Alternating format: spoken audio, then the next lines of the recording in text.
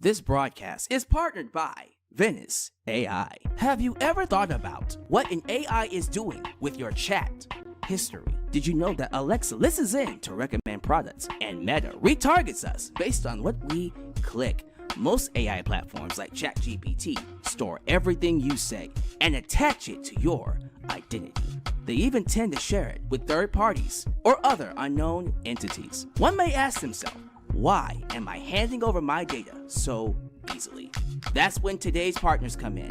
Venice AI. Venice AI prioritizes privacy. It is a private, permissionless AI platform that keeps your data safe. As a creator, I personally use it to brainstorm video ideas, create thumbnails, and also use it to clean up any posts I put on social media. I'm not the best writer, so it's always good to have something to make sure what I write is understood and readable. So if you're ready to level up your experience and keep your privacy intact, you can sign up using my link, venice.ai/Alyx, to get 20% off its pro plan. So don't miss out. Level up your AI experience with Venice AI today.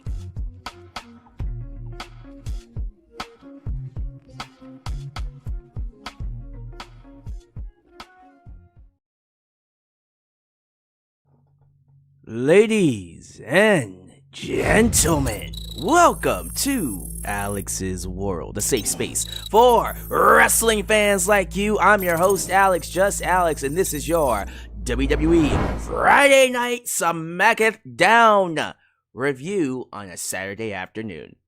Yes, we're going to talk about the April 4th edition of SmackDown, 2 weeks away from WrestleMania, live in Chicago. One of the best crowds, perhaps the best crowd here in the States on American soil when it comes to professional wrestling. So, that episode was a vast improvement. A vast improvement over the last few months. SmackDown has not been a good show. I'm sorry. Outside of the debut 3-hour episode this year, this show has been a wash. It really is a hard sit through. And I don't think it's because of the talent. I think it's because 3 hours doesn't work for SmackDown. We don't have enough of a roster to fill up the 3 hours to make it interesting, to keep my interest, if anything else. And quite frankly, the writing has been kind of ho-hum. They've been kind of coasting on this road to WrestleMania. It only feels like this week they've decided to turn it up. Raw was awesome. Raw felt like WrestleMania. A pay-per-view show quality WrestleMania build kind of Raw. Hopefully, we continue to have that. SmackDown, cannot say it felt like a SmackDown during WrestleMania season. I guess there are some things about it that I'm still kind of like, the 3 hours doesn't help, but it didn't quite have the punch that Raw did.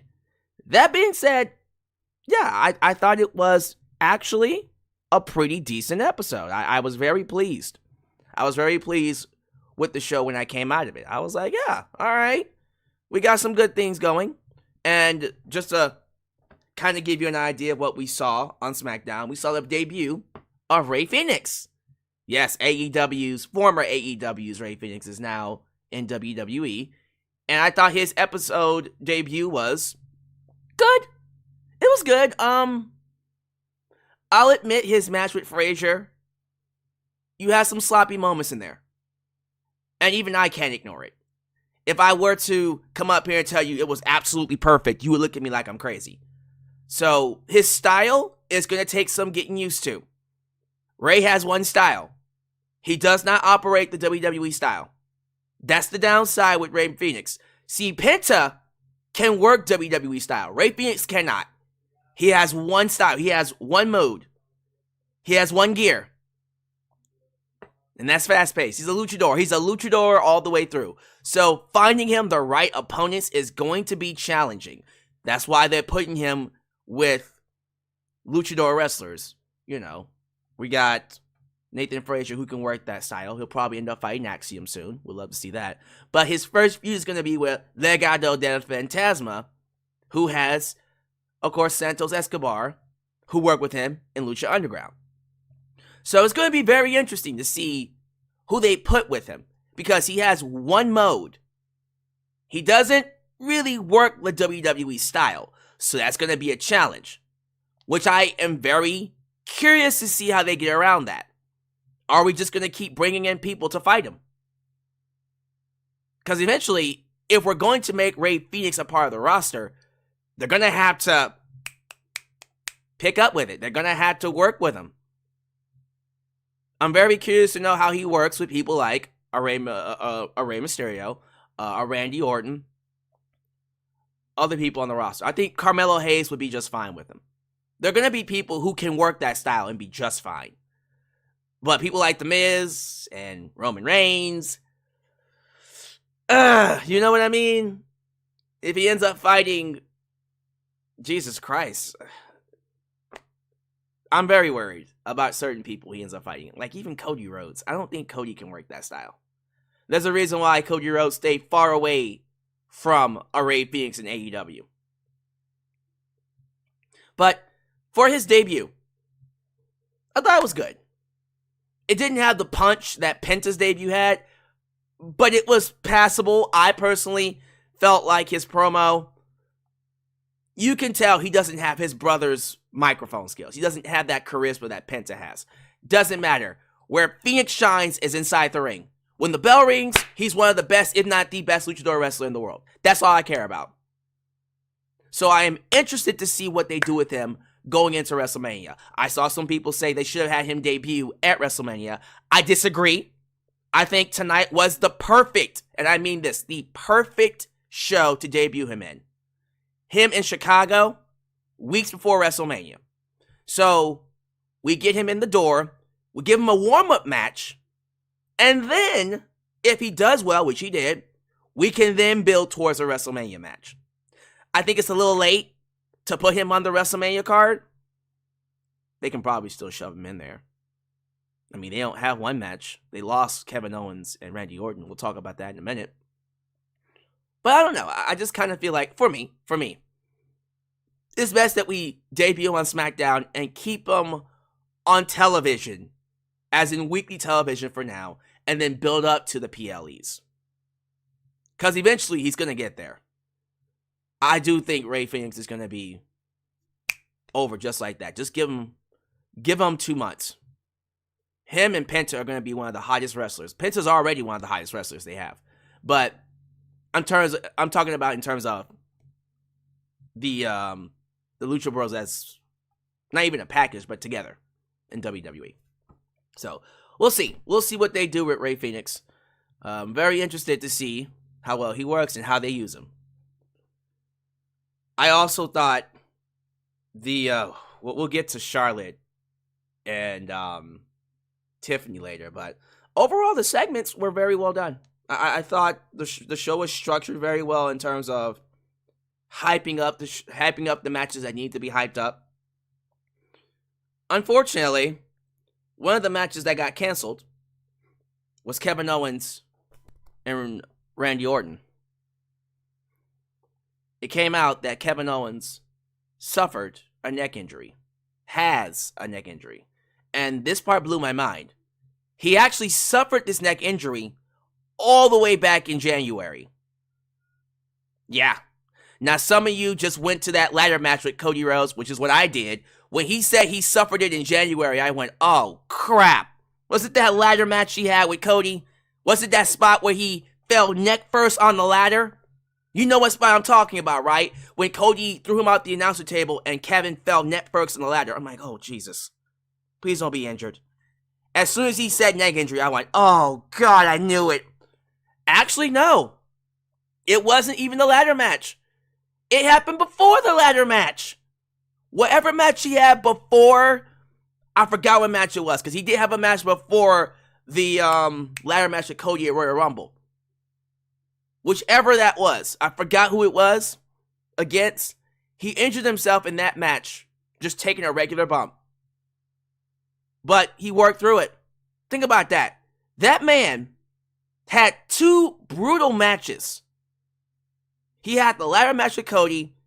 He had that unsanctioned match with Sami Zayn with a neck injury. He's been working with a neck injury. And he was going to get to WrestleMania. He was going to get Randy Orton to WrestleMania and then basically take time off because he was going to get punched. I was wondering. I was wondering why they weren't putting a lot of story, putting a lot of TV time into Kevin. Because he was on fire. He was absolutely on fire after debuting, well, turning heel, yes, but also after debuting the package pile driver. And I was like, what are we doing? Like, it feels like we're cooling off on him. Why? Well, now we know. Because they were planning to write him off TV after WrestleMania. The whole plan was to get him to WrestleMania, take the punt, and then go get neck surgery. But now it's reached a point where he won't even be able to make it to WrestleMania. He can't even work a match with Randy. The neck issues are so severe. And I mean this. It's to the point that some are saying he might not be able to wrestle again. Now, we've heard this before. We heard it with Edge, Adam Copeland, Bryan Danielson, Paige, Saraya. Anytime you have neck issues, Hardcore Holly. Anytime you have a wrestler that gets neck surgery, they always tell you, assume he's retired. There's a lot of surgeries you do not come back from. Randy Orton had one. The lower back surgery, they said that might be it for him. He's back, so we're good. But one that's even worse is a neck surgery. So pray that he can come back. We'll get into that segment when we get to it. But TJ Wilson, thank you. I appreciate that. Man, that's awful. The fact that he was working with a neck injury since January. He is a trooper. And there's a side of me that does wish he would have gotten to WrestleMania, but I'm also glad he didn't. Because knowing Kevin Owens, he would have pushed himself too far and just made his injury that much worse. Jason Jordan had to literally retire because of a neck injury. Someone saying, was it the match with Rey Mysterio? Was it the match with Rey Mysterio? Because he did have a match with Rey Mysterio. Maybe. That is true. I would have to go back and watch it. Because I remember that match being relatively safe. I don't think it was the match with Rey Mysterio. We'll have to see. We would literally have to go back to January and look through all his matches. I forgot which match he had, because he's had more than one.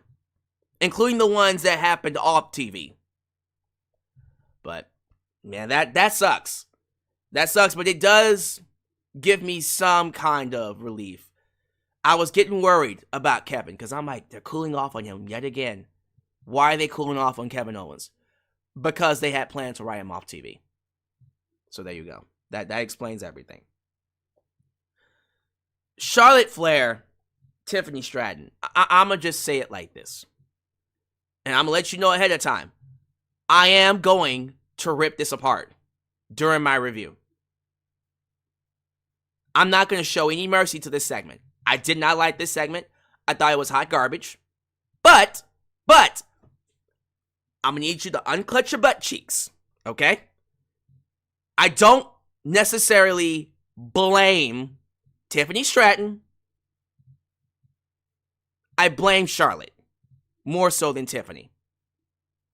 And I don't know how this segment was structured, because I did read this. I'm hearing what we got was not planned. What they did was basically not what was written down. It was off script. They went off script with what they did on TV. And I had to wonder, what was the original promo? What was it going to be? What would it have looked like? Were there some similarities in there? Because for me to be able to give a proper, fair analysis of this segment, I would have to know what the original segment was going to be like. But since I don't know, I'm going to have to judge it based off of what I saw. And what I saw was hot garbage. I did get a chance to actually watch Charlotte Flair's interview with Sherry I think that's her name, Sherry, right? And there's a lot of things about her I did not know. I did not know she was married 3 times and got divorced 3 times. That one was new. I thought her only marriage was the one with Andrade. I didn't know about the previous 2. I didn't. And when that came to light in the segment, I was like, oh my goodness, 0-3? She's been married and divorced 3 times?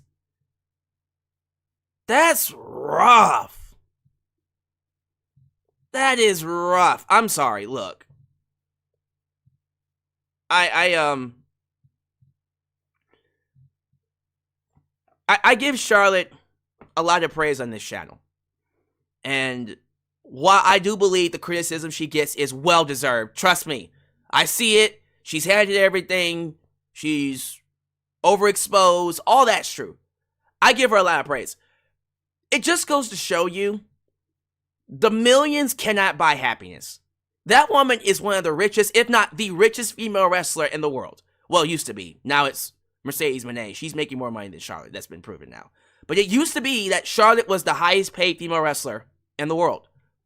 The millions she has, and she can't keep a relationship. Which is ironic, because it's the same thing with Ric Flair. Ric Flair, all the money in the world, all the riches, all the fame, cannot keep a relationship. That is awful. That's horrible. I feel bad for her. I do. Genuinely feel bad for Charlotte. So when I was hearing that stuff in the segment, I was uncomfortable. Now, here's the thing. Sometimes it's good to have that uncomfortable feeling, right? It's good if you do it right and it's used right.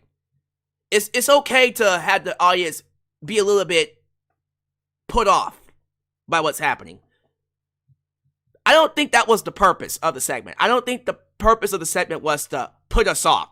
I think the purpose was to give Tiffany Stratton some spotlight, because Charlotte has been basically nuking her in the promos over the last few weeks. I have been giving Charlotte the one up in the promos over the past month during their build, especially that sit-down interview backstage a couple of weeks ago. But I think the whole purpose here was to make Tiffany look good. And I don't think either one looked good. Now again, I'm going to give Tiffany her flowers. I think what she was given, she worked very well with. Unfortunately, the segment itself fell flat and it did not pan out. And a lot of people are saying what I'm about to say, that it was basically it kind of put a damper on their feud. And I'm kind of hoping we can go back to them brawling. Because their brawl, when did they brawl? Like 2 weeks ago? Their brawl 2 weeks ago was excellent. I love that. So I think the match is going to be great. The segments, yeah, these segments weren't it. Not for me. And I see 3 Diglets disagree with me in the live chat. Well, 3 Diglets, we can hash it out when we get to the review.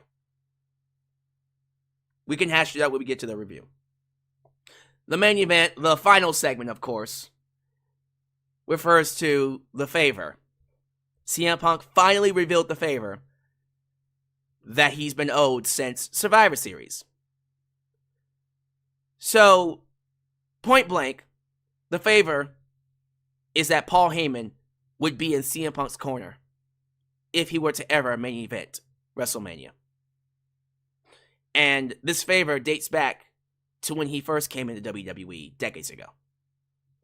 Yeah, decades ago. I say it right. At least 20 years ago. And when Punk came in, he tells the story all the time when WWE was not high on him. They said he would be gone literally in a year. And they actually told Paul Heyman to fire him. And Paul Heyman said, no, I'm not going to fire him.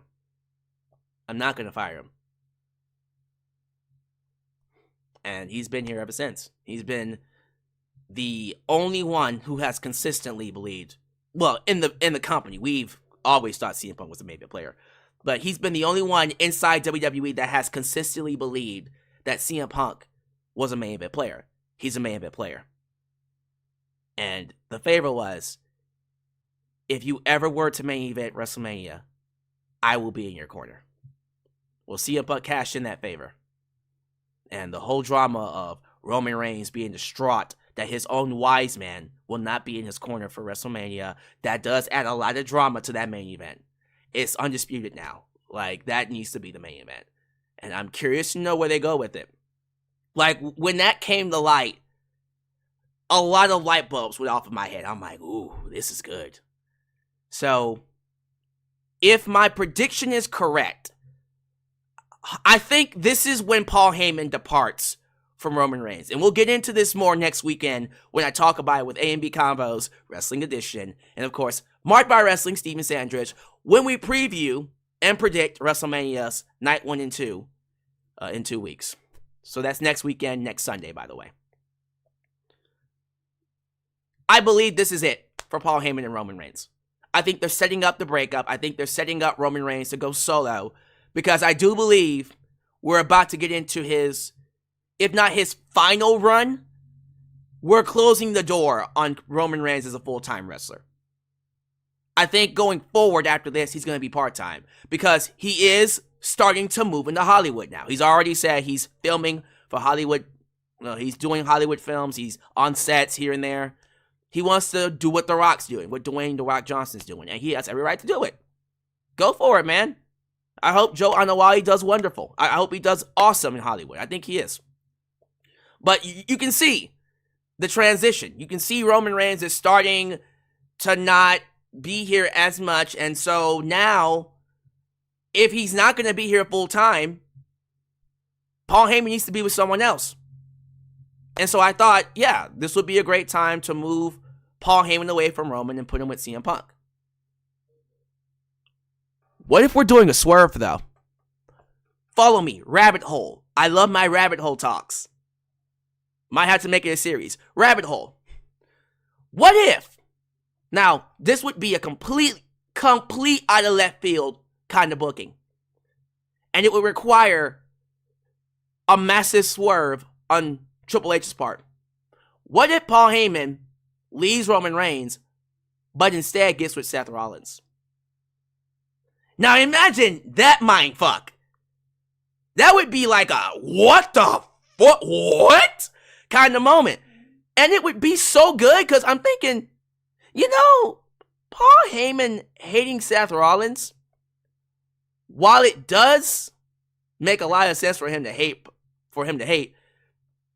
it would also be one of those things where you go, whoa, that would be nuts. That would be kind of crazy if they did that. Now, someone would be like, why would Paul Heyman align with Seth Rollins? You know what? Good question. Good question. And that would be something they would have to work out. But I'm always just kind of thinking from the idea of what would be something I would not expect to happen. That would be fucking nuts. You wouldn't. Here's the thing. Some of you are going, that doesn't make any sense. Why? Well, first off, why not? Why not? Let's just be real here. Roman hasn't treated Paul Heyman very well over the last. People forget Roman was a tyrant, y'all. Roman Reigns has been an evil son of a bitch for the last few years. All right? He's good now. He's cool now. But I don't know. It just kind of feels like that would be a hell of a way for Roman Reigns to pay for his sins. Like, imagine him losing Paul Heyman to Seth Rollins because of all the ways he's been acting over the last few years. It's just another way to remind Roman Reigns, my dude, this is a result of your doing. You did this. You were the asshole. And then CM Punk, that one's easy. CM Punk's been gone. So, of course, Paul Heyman feels resentful. And people can be like, well, why would he help Seth Rollins? Well, Seth needs, first off, dear God, like, imagine that pairing. Imagine the kind of heat those two would have. I don't know. I think Paul Heyman is better off as a heel anyways. Something to think about. Something to think about. Again, just rabbit hole talk. Probably not going to happen. More than likely won't happen. If Heyman does leave Roman Reigns, he's getting with CM Punk. And I do see CM Punk eventually going on to fight for the championship. Whether it's against Cody Rhodes or John Cena. Should be against John Cena. Just saying. But we'll see. Alright, let's see what happens. Let's see what they do with this new revelation that Paul Heyman will be in CM Punk's corner at WrestleMania. And we'll go from there. Ladies and gentlemen, we have a review to get to. Thank you all so much for joining me for this Saturday afternoon review of Friday Night SmackDown. You could be anywhere else. You chose me. I appreciate that. So let's get right to it. If this is the first time you're watching me, do me a solid favor. Like the video, subscribe, and click that bell to catch all my content when it comes out. Wow, you're at it. Help expand the brand by doing the following things. Join the membership. Click that join button and get the opportunity to request a video of your choosing, whether it's a live reaction, a hot topic, or a review, past, present, or future. Also, don't forget to give thanks. Hit that super thanks if you would like to donate. After the fact, you can. Also, like me on Facebook, follow me on Twitter, just Alex Central. Give me a follow on Instagram, give me a follow on Spotify, give me a follow on Cameo, give me a follow on Threads, follow us on Discord, and give me a follow on TikTok. For I am the tickest of the talkest, and of course, give me a follow on Blue Sky, where the skies are clearer. Donate using PayPal, Patreon, Cash App, Venmo, and yes, Super Chats are officially on you. You can donate at any point in time during the broadcast to get your thoughts played live on the air. Email me at justalexsworld@gmail.com. For business inquiries, Justice AI. And please get yourself a t-shirt today at Pro Wrestling Tees and Teespring. Are you a Just Alex guy? Then join the club. Get you an I'm a Just Alex guy t-shirt. Hot the press. Also get you an old school Delexman t-shirt. Get you a new school Alex's World t-shirt. And many, many more t-shirt designs coming your way. So stay tuned. Join the cause. Expand the brand. Expand the brand. The Dan. Expand the brand today right here in Alex's World. Thank you all so much for being here. Once again, you could be anywhere. Please know I am grateful to have you here. Before we get to the Super Chats, I have a lot of Super Chats to get to. Please show your love to the Mod Squad. Ultra! China Nights and Five Star Heart, Elias, Ademi, New Japan Pro Wrestling Girl, Khalil does everything. Highway Dylan, a danger. Teflon Dime, the Mod Father, of course. We also got Zeno, Enigma, and then Big MGM, because they help keep this a safe space for wrestling fans like you and like us. Please be sure you like the video. The more you like the video, the more opportunities I will be given to be recommended here on YouTube. So help boost that algorithm by hitting that like button. Super Chats, you may go.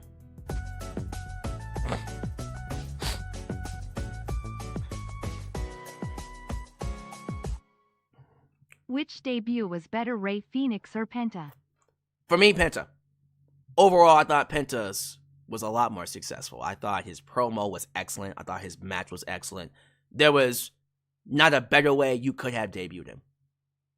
I thought all of that was done extremely well. I'm serious. I thought his was really well. And Rey's again. Rey's was good.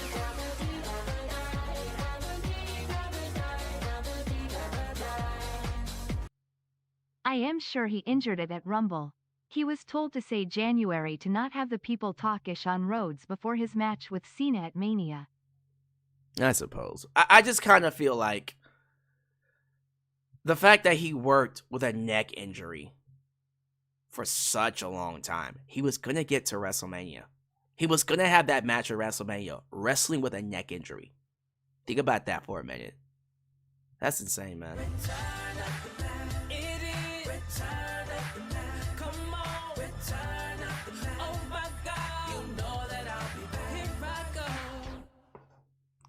I was at the Royal Rumble in Indianapolis. I immediately thought of the spot during that ladder match about his neck. It was brutal in person. I'm happy I wasn't the only one. As soon as he said he had a neck injury, that spot came up. I said, yep, it was it was a spot where he got dropped on his neck, right? Which it wasn't, apparently. Apparently, it happened in a match before then.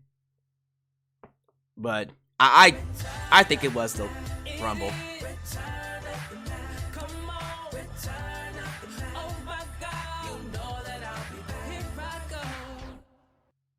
Is it me or did they dress the same? It's already bad enough they look the same to me. Yeah, they had similar attire. I do agree that was an odd choice. I don't think that was planned. I think they just ended up having the same attire before they went out there. It is what it is. I mean, I didn't think it was a big deal. But, yeah, now that you're bringing it up, probably not a good idea to have people think of Tiffany like that. Not right now.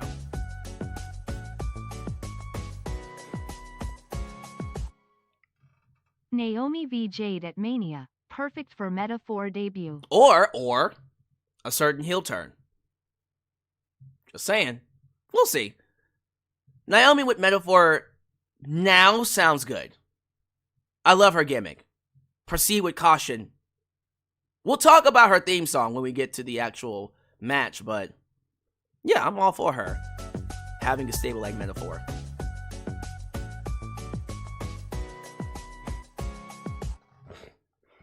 CM Punk should be champion this year, maybe SS. I mean, you want to have him beat Cena? Or do you give it back to Cody? Does he reign over Cody? Like, maybe he's the one that ends Cody's reign. We'll figure that one out. Alright, shout outs. Here we go. Once again, I appreciate you all for being here on this Saturday afternoon. The first person I see, 3 Diglets. Former Super Chat champion 3 Diglets. Good to have you here, my friend. We're going to have a big debate about that Charlotte Flair and Tiffany Stratton segment. I already know. Always fun to debate with you. Who else we got in here? Trey Lasado, JJ, who let the dogs out? Who? JJ Bulldog, The Al Johnson Show, Dwayne, Joseph Sweetney. We also got Chris Haley. We got Alfredo Leva. Leva? Is Leva, right? I see Joe Shipley, not JPEG. Apparently it was Chelsea Green's birthday yesterday. Well, happy belated birthday to Chelsea Green. Let me see who else I got in here. Mike Lee, you saw him donate earlier. Mackenzie Johnson, that's an interesting name. Joe Arredondo. Bucks Basement, you also saw him debut. Dragon Man 88. These names, bro. That's an awesome name, by the way. Dragon Man. Dragon Man. Let me see. There's a lot of people. There's lots of conversation in here, by the way. Making me work to find these names. Samuel M.E., good to have you here, sir. I'm literally scrolling slowly so I don't miss anybody. I feel like almost covered everybody. Aaron Teagle, good to have you here.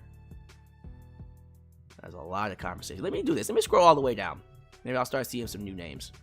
Yeah, there we go. Pikachu Black. The Ultimate Strawberry Smoothie. That's quite a name. Shadow Star, good to have you here. Adam Ritter. Always good to have Mr. Ritter here. A-Rate, as he likes to be called. I can do one more. Let me see. Who's it gonna be? Who's gonna be the last one? I'm pretty sure we can find one more name in this batch of names here. How about Extreme Sonic the King? Yeah, we'll end it with that. Extreme Sonic the King. Who says, what is in the Ultimate Strawberry Smoothie? Well, Ultimate Strawberry Smoothie, why don't you answer that question? The people want to know. Maybe start your own storyline. Have your own long-term story in the live chat. It'd be interesting. All right, y'all. Don't want to keep you here too long. Thank you all so much for being here. If I don't see your name, it's not because I hate you. I do want to go ahead and get to this review.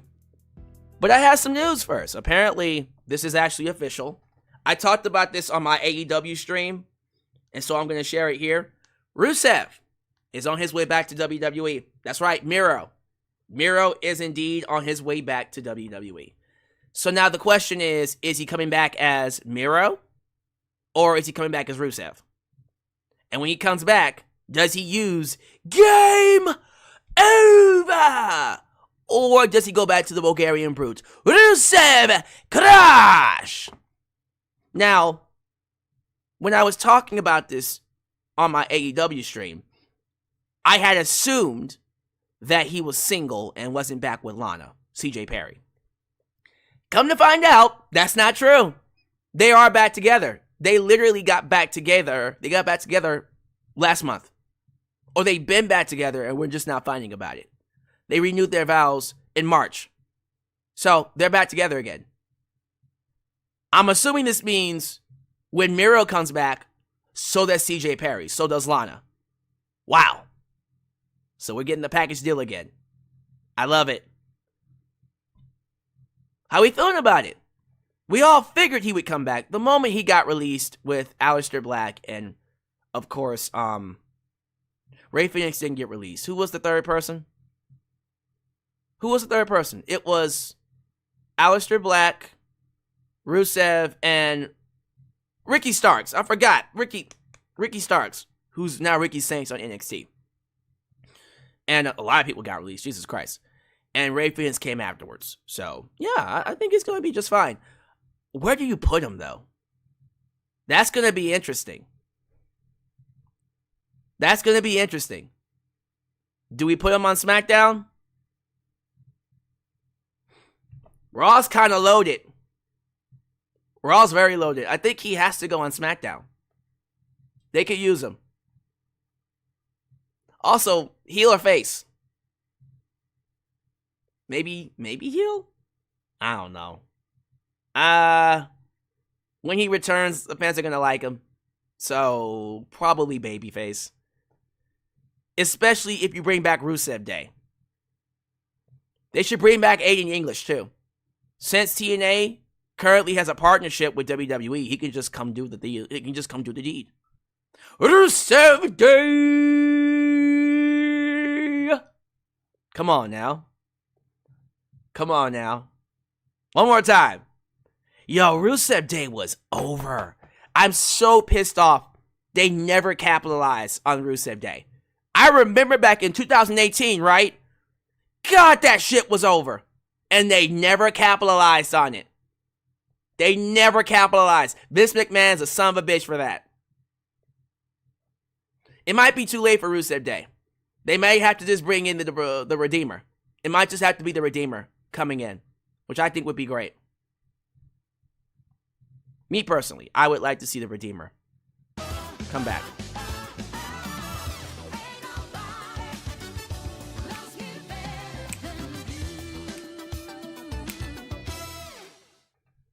Have a feeling that Charlotte and Tiffany have real life heat, which was why their segment was UNSC Ripted. Yes, we're definitely going to talk about it. I have my theories about what happened too, trust me. But yeah, I'm very interested to see how things pan out for Rusev Day here. If he comes back as Miro, Rusev.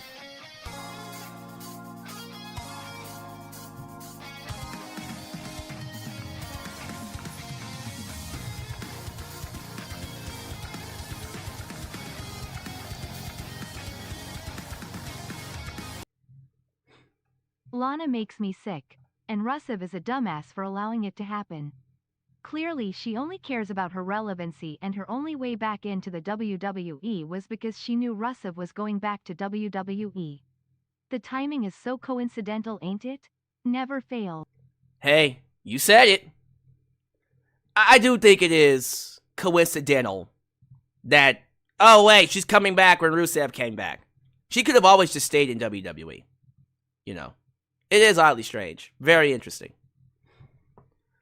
But for real, like, where's your head at when it comes to Rusev back in WWE? I'm curious to know how you guys feel about it. I'm seeing a lot of people very happy about it. They want Rusev Day to return because Rusev Day was a great run. It was a great gimmick that they never capitalized on. I'm still pissed off about that. But there's a side of me that's like, has that ship, like for real, has that ship sailed? Has the ship sailed for Rusev, Miro, and WWE? Will he be able to have any kind of an impact? Because my thing is this. If Miro is going to come back, if he's coming back to WWE, it better be to be a world champion. Nothing else. I don't want him to be no US or Intercontinental. No, fuck that. Miro needs to come back to be a main event player. And that's it. I'm not accepting anything else. Because if he's just coming back to be a mid-carder, you might as well have just stayed in AEW. Because AEW would have at least put the world title on him. That was going to be the thing they were going to do. They actually had plans to make him a world champ. But, of course, they gave Miro creative control. I don't know why Tony did that. Tony gave Miro creative control. And so Miro would tell Tony, nah, I don't want to do that. I ain't doing it. So, if he's not coming back to be a world champion, why even come back? That's my only thing. Him coming back, great. Bringing Lana with him, great. SmackDown, Raw, either one's fine. More likely SmackDown. Is he going to be a world champion? That's my question.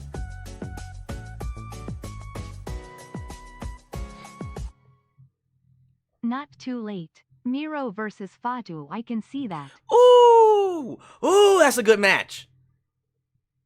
The new roster is going to make things very interesting. Definitely, for sure. Rusev and Fatu has to happen. Has to happen. Thank you guys for these donations, by the way. The donations are coming in.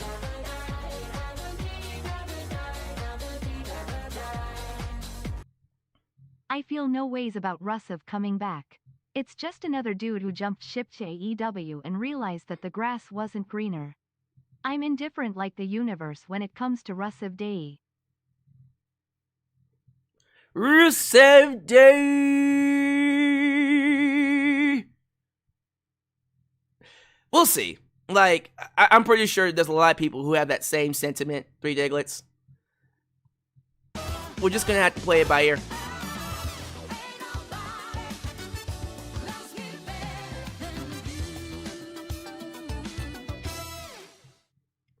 Looks like Aleister Black is gonna be on SmackDown, which shuts down most people's theories on him being the newest Judgment Day member. Yeah, I think we need to break up the Judgment Day. I wasn't gonna be for him joining Judgment Day anyways.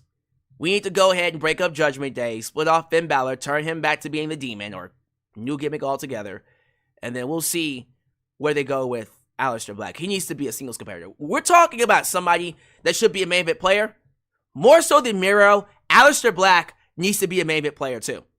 The only reasons why Aleister Black and Miro are coming back to WWE is to be main event players on SmackDown. I'm not accepting anything else. No mid cards for them. So, alright, give me your thoughts on Rusev coming back, and we'll see where that goes. Friday Night SmackDown was live in Chicago 2 weeks before WrestleMania, and they sold that baby out. Packed out crowd. Now, was it as ruckus? Was it as energetic as the foreign crowds? No. It is, even with it being Chicago, it kind of sucks to go from consistent shows of all that energy, just a ruckus energy of testosterone-fueled fans, to coming back down to America. Now, Chicago was a great crowd. Look, don't get me wrong. Chicago, you did your thing. Really enjoyed you. But you still don't compare. You still don't compare to what I believe we got from the foreign crowds. All of them. We'll see. We'll definitely see how things turn out. But for me personally, it is a bit of a calm down. Not saying it's a bad thing. I just personally feel that them foreign crowds, man, they're different. There's a different energy with them. But Chicago was great, as they should have been. We opened up with CM Punk, showering CM Punk with love, of course. And he, of course, talked about main eventing WrestleMania and saying that he will reveal his favor, reveal that favor to Roman Reigns later this week. So we're definitely going to talk about that. Can't wait to see where they go with that one. Paul Heyman did come out and he got ECW chance. That was great. Them giving Paul Heyman ECW chance. Really quickly, guys. For some reason, I don't know what's going on, but anytime I switch over to this window, the internet starts acting wonky. So let me stay on this window for right now, because it was messing with the internet when I was on the other screen. See, right now it's good. So I don't know why the internet was going crazy with that other screen. It's good now. So what was I talking about? Yeah, Paul Heyman came out. He was essentially talking about what the favor was. He's like, bro, what favor do I owe you? Because I don't even know what favor I owed you. Because it's like, I know we're friends. I'm happy you got your WrestleMania main event.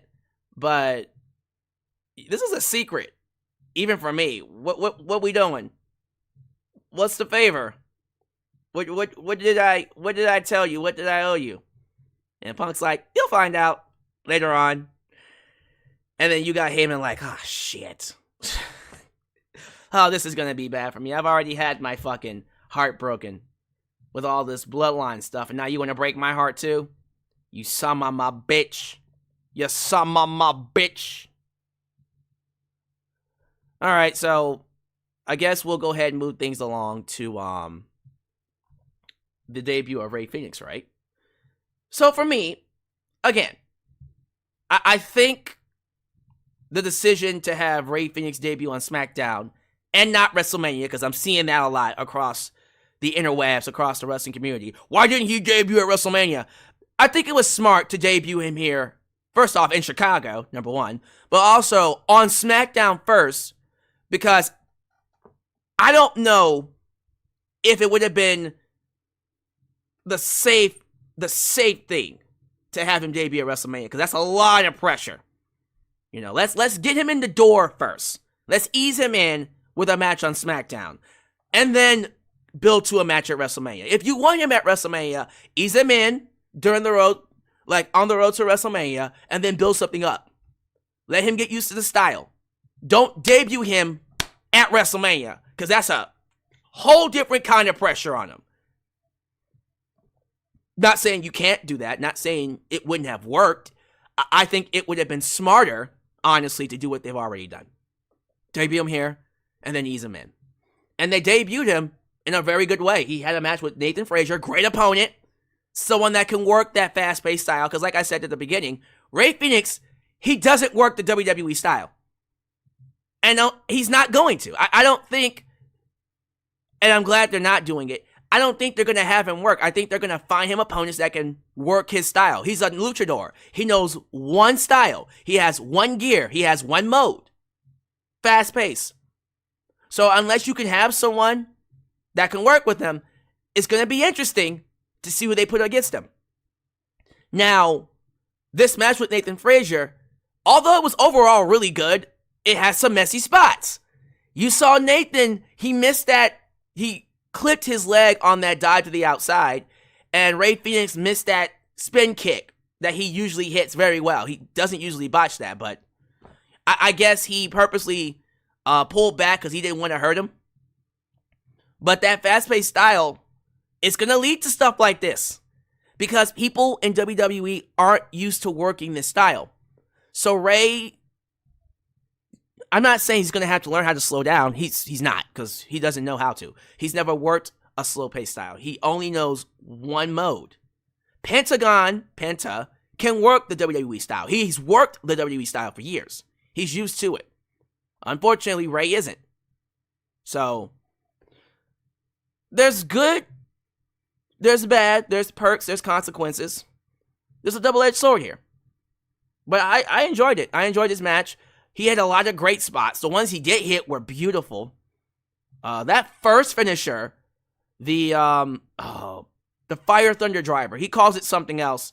But the Fire Thunder Driver where he drops him on his head, I don't know why that didn't finish the match. That's one of those things. That's like the the Mexican destroyer that Penta has. I'm like, that's a finisher, y'all. Like, don't waste that. For me, it's like the Blue Thunder Bomb with Sami Zayn. Like when they hit those moves, you're like, that should finish the match. That should be a finisher. At least Sami Zayn is now starting to incorporate it as a finisher, right? But man, that Fire Thunder Driver that Fenix hit on Nathan Frazier where he dropped him on his head, why wasn't that the finisher? No, he had to get him up and do that, I forgot what it was called. I forgot what he called these finishers. It's not the... What did Samoa Joe call the finisher? Because I know that, Muscle Buster. I know we call it the Muscle Buster, but it's not a Muscle Buster. Someone called it the Mexican Muscle Buster. Real talk, that's what it's called? It's literally called the Mexican Muscle Buster? Alright, so a Mexican Muscle Buster. Yeah, it's called a Mexican Muscle Buster. Okay. Sure, we'll go with that. But yeah, like, I like that finisher, but I think the Fire Thunder Driver is a lot more devastating. Mexican Muscle Buster's great. The Fire Thunder Driver, though, that... Okay. Two great finishes, by the way. And then he cut his promo afterwards after beating Nathan Frazier. He essentially said, I am WWE Animo. Congrats to him. Congrats. So, I think Rey Fenix is going to be just fine on SmackDown. I have to be careful with how I use Rey now, because there's like, how many Reys do we have? Rey Fenix, Rey Mysterio. That's it, right? Just 2 Reys. Why did I think of another Rey? I feel like there's a 3rd Rey. I don't know why. So I have to be careful because we have 2 Reys now. So I'm going to have to probably say Phoenix. So you guys don't get confused. Rey Mysterio, Rey Fenix. So we'll definitely see how things turn out for him. But I think it's going to be just fine. They're going to put him in a feud with Los Garza or Legado del Fantasma. Probably going to give him a match. Ray Charles. 3 Diglets, Ray Charles. This one over here. No, not that one. They're going to give him a match against Santos Escobar. I'm cool with that. King Cuerno from Lucha Underground. Alright, I'm cool with that. What y'all think? Did the debut of Rey Fenix impress you? Because I thought it was good. Drew McIntyre cut a promo with an eye patch because apparently when he got slammed on that car, the car hood, glass got in his eye. I think that's kayfabe. I don't really think he actually got glass in his eye. I think he's selling the, he's actually selling the car bump. Pretty smart. I like that. Basically, called him out. Said, I'm coming for that ass. Pause.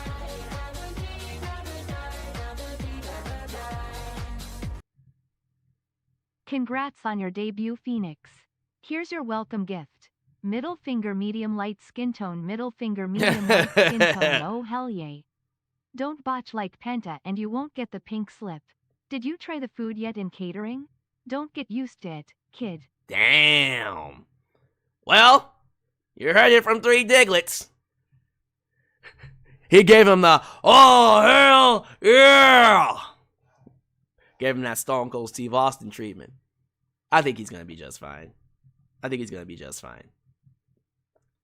But yeah, I think Drew is just selling the car up. I don't actually think he got glass in his eye, because I saw people say, he actually got glass in his eye. No, he didn't.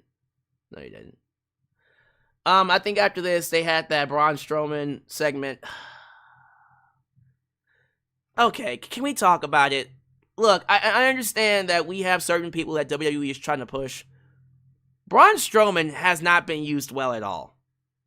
These people took a giant, a big some of my bitch like Braun Strowman, and they turn him into a big fat jobber. He loses more than he wins. And I get why they have him lose, because it's a big man and it puts people over. But the problem with this is, if you have him lose so much, people just expect it. Then he doesn't have credibility. Then if you beat Braun Strowman, does it really matter?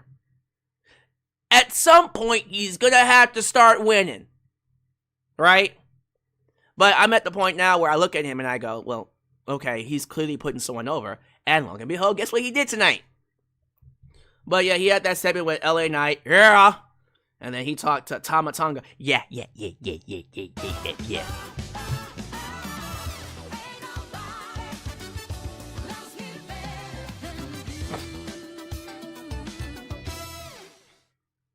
Creative really fumbled the women's division cause how you have the women's IC champion in the tag division. Oh, we'll talk about it. We gonna talk about it. We definitely gonna talk about it. Because I have my thoughts about that too. But we basically had a match between and yeah. Essentially, battle of the years. Who's your favorite, by the way? Like, let me hear you. Let me hear you in the live chat. Sound off in the live chat. Who y'all like more? Do you like Return on the Mat? You like Return on the Mat? I like Return on the Mat. Strowman, can we get the dusty black sheep mask from the basement already? He was actually booked very well. Very well when he was with the Wyatt family, and then afterwards. They haven't booked him well since.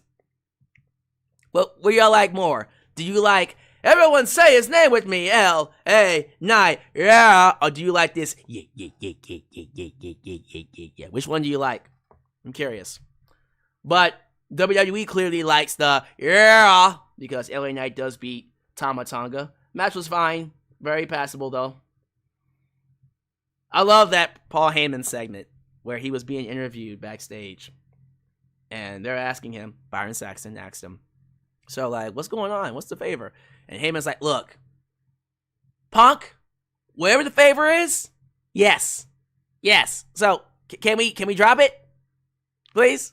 Because, goddamn it, this is ridiculous. I don't want my boyfriend, Roman Reigns, my husband, to be mad at me. We fighting. And then we see a limousine riding in, and we're thinking it's Roman Reigns. He's like, my tribal chief has arrived. And then Seth Rollins walked out. That was great. That was awesome. Why the hell did Seth Rollins come in the same limo, the same vehicle that Roman Reigns came in? That was great. That was awesome. Again, like, rabbit hole. I'm just saying, it would be quite the swerve. Probably not going to happen, though. I want to take this second to give my props to the premier channel here in the wrestling YouTube space for reactions. Everyone say hello to A&B Combos Wrestling Edition. Good to have you here at A&B. So, quick reminder, next Sunday, we will be here live on this channel previewing WrestleMania 41. I will have on this corner, in this corner, A&B Combos, A&B, in this corner, Marked by Wrestling. We're going to break it down. And I'm going to let you know right now what we got to say. It's going to cause some mess. Get ready to go viral. For real. We about to shake shit up. Oh boy, y'all ready? All right, three Diglets. Let me get my gloves on really quickly. Because I know I'm about to duke it out with you. All right, three Diglets, you ready? I'm actually cracking my knuckles here. Here we go. Charlotte Flair, Tiffany Stratton, and this in-ring promo. Oh boy, where do I begin? So, first off, Chicago, they already knew what the assignment was. Tiffany got inside the ring and said, what time is it? Tiffany time. And I said, oh boy, this is going to be rough. They're going to give Charlotte a hard time. And oh man, did they give Charlotte a hard time. But see, here's the thing. So, before I even get into it, Charlotte has been in these environments before. I would think by this point, Charlotte would be able to handle what's going on. When she's getting booed like this, she's usually really good at being able to lean into it and then get the crowd to hate her and get over the babyface. Because she knows what to do. She knows what she's good at. Now, to me, the segment went off when Tiffany brought up the interview with Sherry. And you see, I don't know what exactly it was, but there was a part in the segment where Charlotte's demeanor changed. Like, she usually has a stone face, like she just no-sell stuff, or like this kind of a mellow, kind of normal face. But there was like a moment in there where Charlotte goes from normal face to, it's not even like a, but like a, what the fuck did you just say, bitch? You know what I mean? Like that, what? Did she actually just say that? What? And then she just smiles. So when Charlotte messes up, she...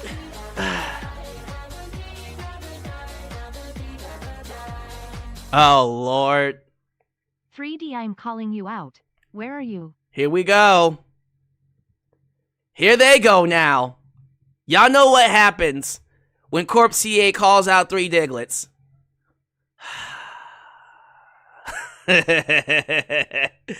Well, I'm gonna let them do their stuff. Look, y'all. Before you guys go crazy, let me get this segment in, because I know 3 Diggers is about to come with it. So what was I saying? When Charlotte messes up, she gets this like awkward smile, like, okay, this is supposed to happen. And what was off about this segment is that she had that awkward smile throughout the entire thing.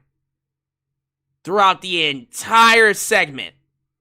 So, okay, Tiffany hits her with the interview with Sherry, and basically, ever since she brought that up, and basically called her a whiner, and talked about how she's been battling with the crowd her entire career, and that she'll never be able to win that battle.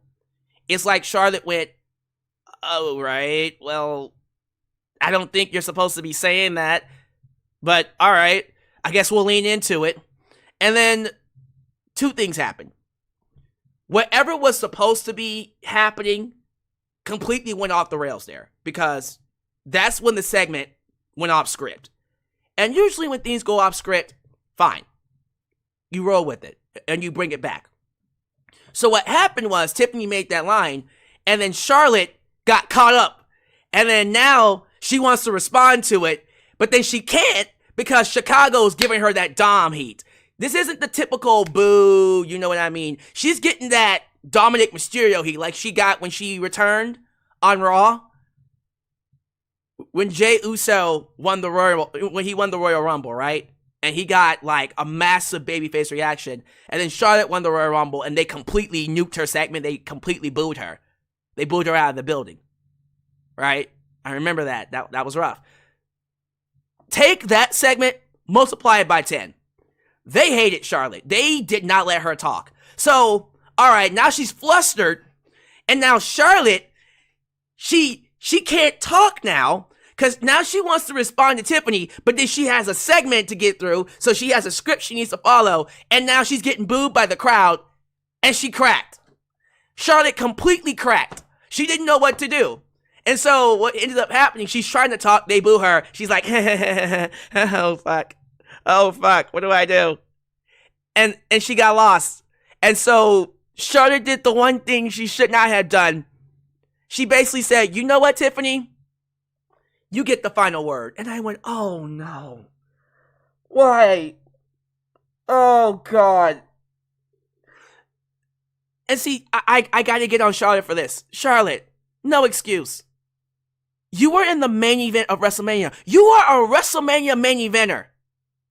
You are literally the highest paid female wrestler in WWE. You should be able to handle this. Okay, Tiffany threw you a line that wasn't in the script. Oh, shit happens like that. You should be ready for that. Come on, Charlotte. You should have had something ready to go. But you can tell this segment was set up for Tiffany to cook Charlotte and get her over. I think Charlotte didn't know how to handle the situation. She got thrown off by that statement. And so she just said, fuck it. All right, you know what, Tiffany? You go. And so Tiffany now had to carry the segment by herself. And I love Tiffany. And I think compared to last week's promo, she did better this week. But it still felt like she was reading off of a script the way she was reading her lines. Now, the material she had, first off, when she told Charlotte that she's always been battling with the fans, you know that came from somebody. Someone gave her that line.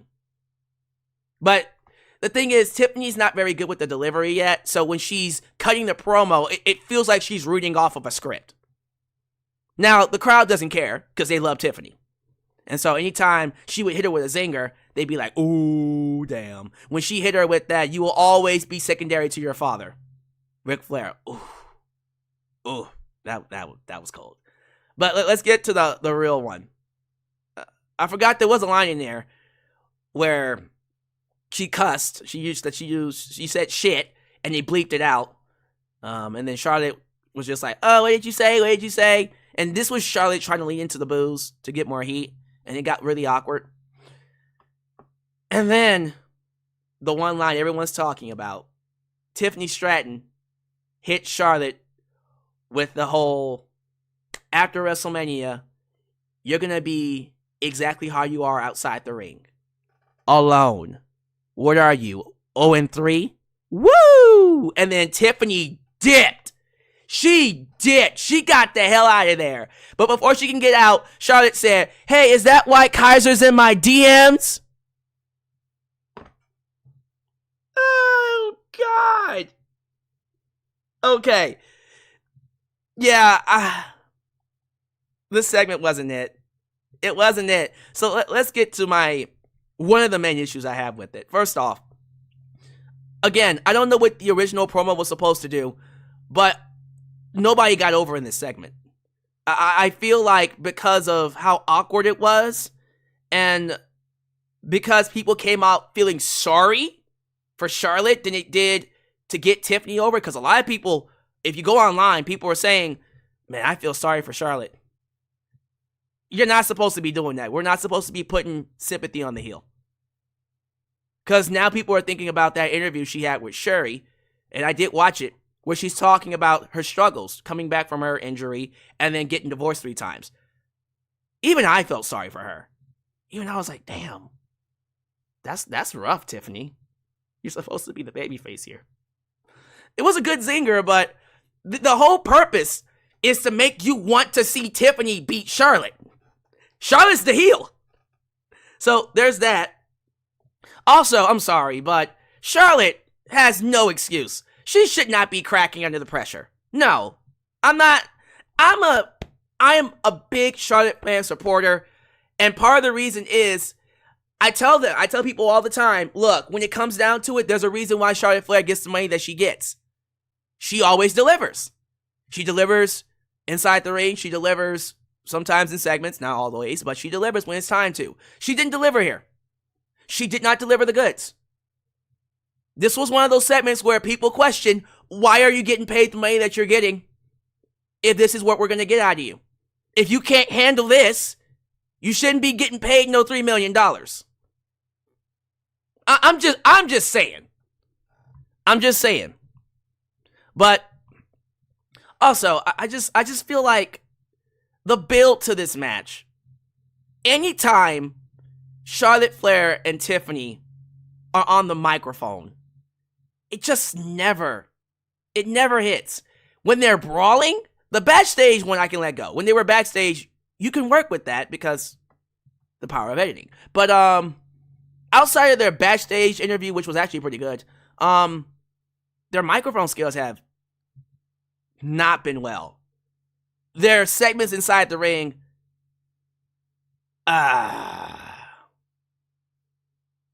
I haven't been feeling. Their brawl, though, the brawl they had 2 weeks ago, where Tiffany did the dive to the outside, did the dive from the, was it the Titantron? Some type of thing on the stage. I think it was the Titantron. She dove up the Titantron onto Charlotte. That was great. That was great. But this segment, I feel like what they were trying to accomplish, it didn't get well. It didn't go through. And I just came out of the segment going, well, that was awkward. And so now people, they have it in their head that Charlotte and Tiffany hate each other. Theory. This is just a theory. I can't prove this, but based off of how that segment went, yeah, I do think there is some real life heat happening between Charlotte and Tiffany Stratton. I think this is just how I see it happen, because there's a reason why they went off script. If they had a plan for the segment and they didn't follow it, it had to be because they went off script.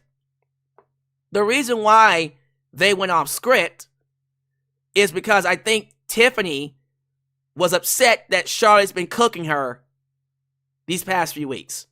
Like I said, her promo last week wasn't all that great, and their sit-down interview, people agree Charlotte completely nuked her.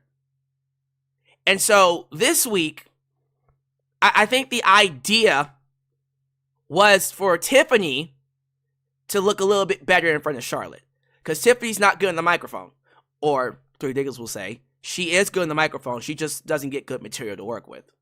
Fair enough. She hasn't been delivering good promos as of lately.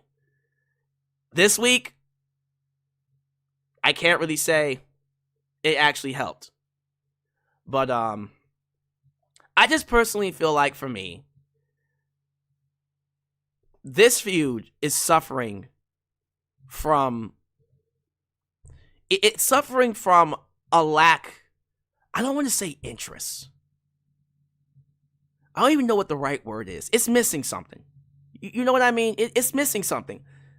When they're fighting, it's good. The match is going to be great. Let's get something straight. The WrestleMania match is going to be just fine. I'm not worried about the WrestleMania match. I'm concerned about the build. The build. And I believe that wrestlers, when you have the right material, the promos will just flow. Right? You don't have to worry about messing up anything, doing whatever the hell they tried to do in this segment, them going off script. They wouldn't have need to go off script if the material they had was already good. They would have just followed it. Clearly, there isn't a lot there for them to work with. And I think we should just be honest with ourselves. I think part of the reason why it's not hitting right now is because if they're not wrestling, there isn't much to Tiffany Stratton and Charlotte Flair when it comes to the microphone, when it comes to them talking. There isn't a lot there. And someone mentioned the fact that they dressed alike. They have very similar personalities, which can be good if written well, but in this instance, it's not. So there isn't a lot to work with. And quite frankly, I think it would be better for them if they didn't have another promo.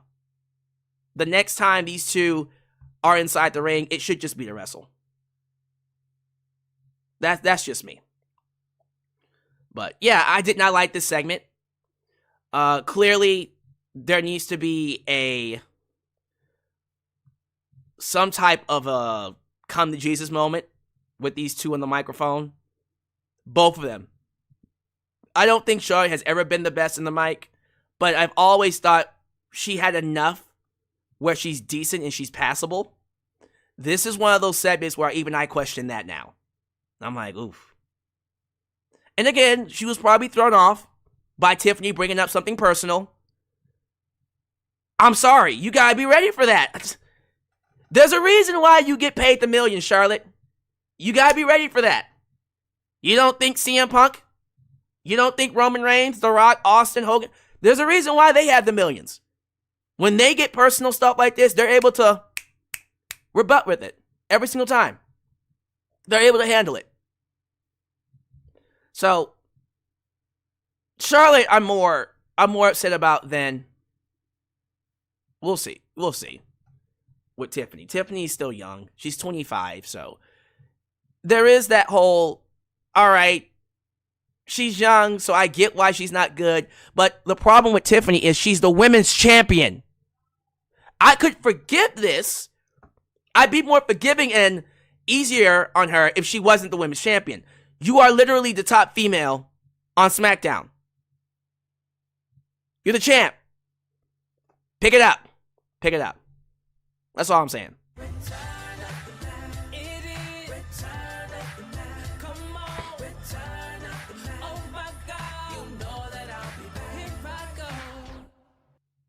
Are you serious? We talking about Charlotte and Stratton. Shut show. Uh-oh. Yep, saw that one coming. Well, let me go ahead and get these donations in really quickly, because I saw a big one by, of course, 3 Diglets. Wanted to get that in. Had to get that in. Let him get his thoughts on it. Told you it was going to be a debate. It's going to be quite the debate. I just wanted to see what he had to say.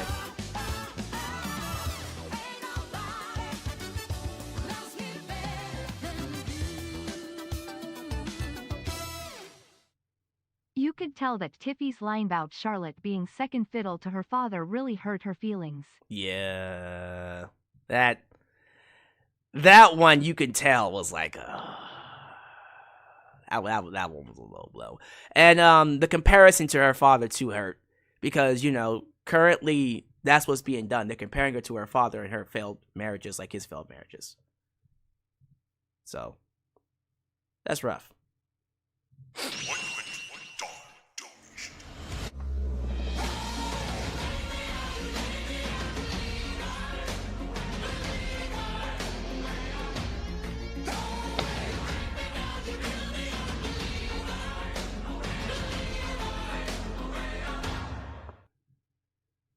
This messy promo duel made this match the most anticipated match at Mania.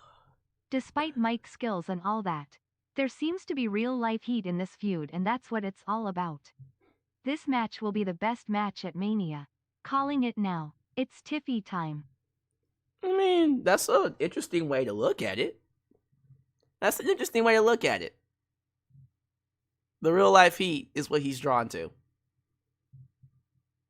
I mean, it's hard to dispute there isn't real-life heat there. So, it's probably going to be a shoot fight. We'll have to see about that.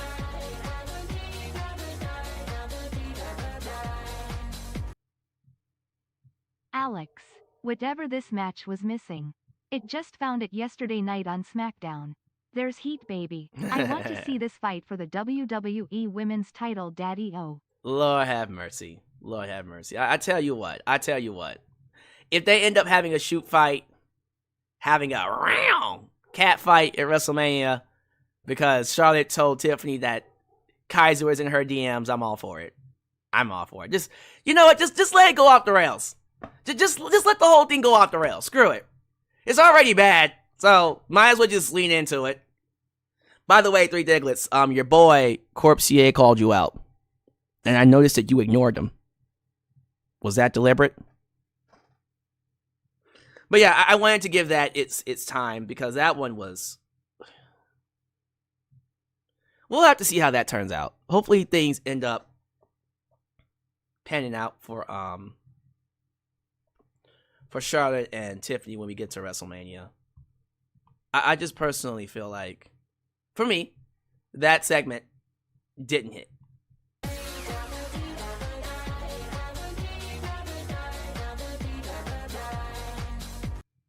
3D, you better acknowledge me, because you will like what I'm about to announce. Oh boy. We got Corpsier trying to needle 3 Diglets right here. What's going on? I think 3 Diglets is deliberately ignoring him now. He's deliberately ignoring him. I don't know why he is, but it's funny. But yeah, I think it's good to go ahead and move on from that, or not. We can keep talking about it.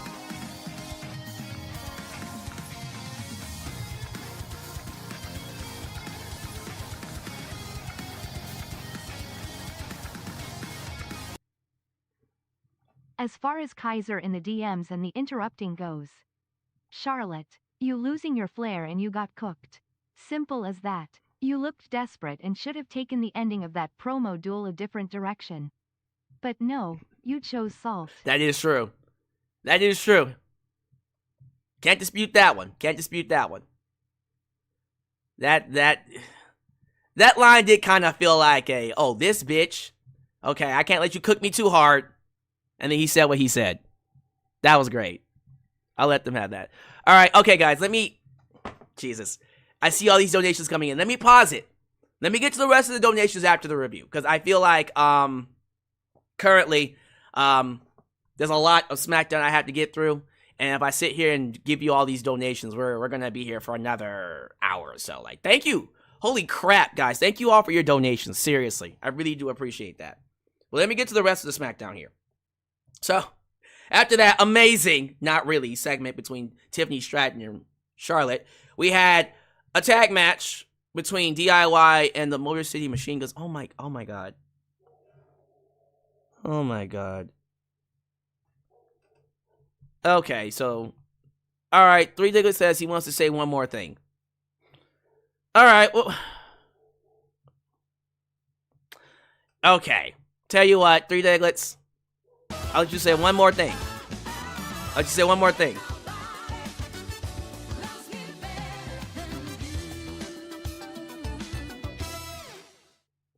After Chatsit's last line, it'd be both cringe and a low blow if they shown a segment of Ludwig secretly entering a hotel room with Charlotte. Oh god, so we're just gonna lean into the drama and make this, what is this, Real Housewives of WWE or some crap? Now we got Tiffany saying, no man wants you, and then Charlotte steals her man. Yo! So that's what we're doing now. We're going full MTV with it.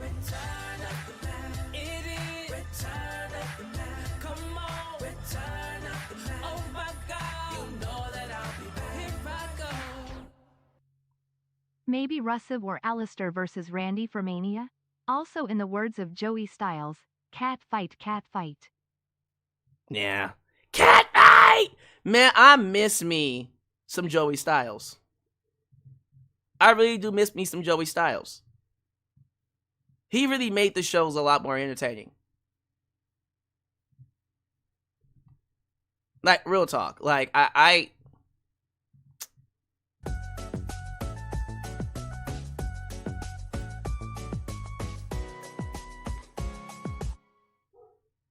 want to say one more thing. Alright, so I'm gonna leave Super Chats on so Three Diggles can say what he needs to say. He can say one more thing, and then I'm gonna have to pause the rest of them. And then wait for the stream to end. But, yeah, I always felt Joey Styles was extremely underrated.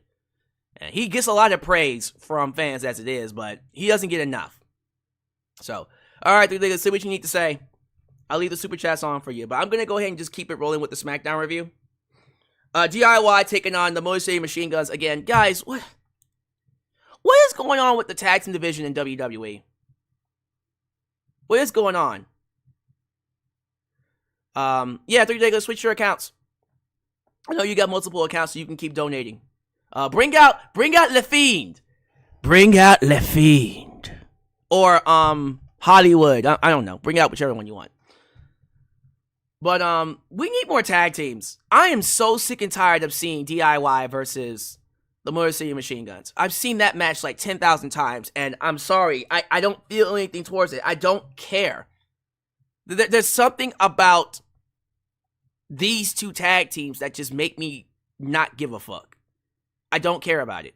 There's something dry. Does that make sense? There's something dry about it. I don't know. The match was fine.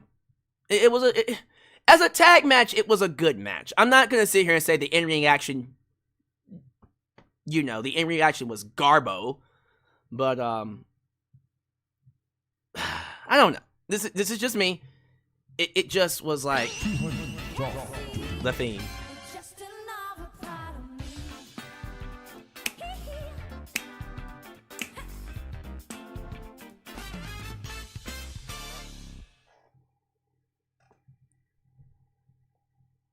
Do I have to read it? Yeah, I have to read it because he used a curse word. All right. Thank you for this massive $200 donation from Le Fiend. He says, what Charlotte should have done. After Tiffany said, woo, she should have been pissed and said, you bitch. And then threw the microphone at the ground and start to basically lose it in the ring and start getting emotional. Show that psychotic edge of hers. She should have acted like that comment really got to her. Cliffhanger. Sheesh. Look, my friend. Look. Looky here. You ain't said nothing but a word. I'm all about Psycho Charlotte. I've always felt Charlotte had something in 2016 when she was fighting Sasha and she was like slowly inching towards psycho state. And I don't know what happened. Like she was on this hot heel run and then they cooled off on her and then they turned her babyface, which was dumb. They should have never turned her babyface. But then they turned her heel in 2018 and then she had that amazing match with Ronda Rousey and then she snapped and brought back Psycho Charlotte again. And I thought to myself, man, like, this is the Charlotte Flair we need. But yeah, like, anytime she leans into Psycho, like, teetering on the edge of a mental breakdown, Charlotte Flair, that's her best work. But I love it. I think it's really good. We'll see. But thank you. Oh my God. Massive donation by Three Diglets. But yes, I've just grown numb of the tag team division. So Motor City Machine Guns end up winning the match. And so now we're doing Motor City Machine Guns versus the Street Profits for WrestleMania. Here I thought we were getting a multi-man tag match, but who knows? We'll see what they do. Speaking of tag teams, Mello Don't Miz, I guess. Look, it's to get Carmelo heads on TV. That's all they care about. It's just getting Carmelo heads on TV. Had this segment with, yes, boy! Oh, Jesus Christ. Pretty mid, pretty deadly. Does anybody care? I do. It's Mello. I like Mello, but I guess. B-Fab had a match against Naomi. The match basically ended in like a minute when Naomi hit that awesome code breaker. It was like a one-legged wrist locked code breaker. I don't know what to call it, but it was dope. She pinned her 1, 2, 3, and then Jade Cargill came out and whipped her ass. She actually whipped her ass before the match and then whipped her ass after the match, so it was great. It was a great thing to see. And then Nick Aldis came out and made the match official. Naomi, Jade Cargill for WrestleMania, as we all thought. So, there you go. That's going to be quite the match. We'll talk about that in our preview and predictions next Sunday, And I'm very curious to know how A&B Combos feels about this and what they think will happen. Oh boy. Let's talk about it. Kevin Owens. So, let's just get right to it. Kevin Owens announced that he has to take time off. They had him come out. He's not even trying to play a character. He's being serious. Like, he's, like, dead serious.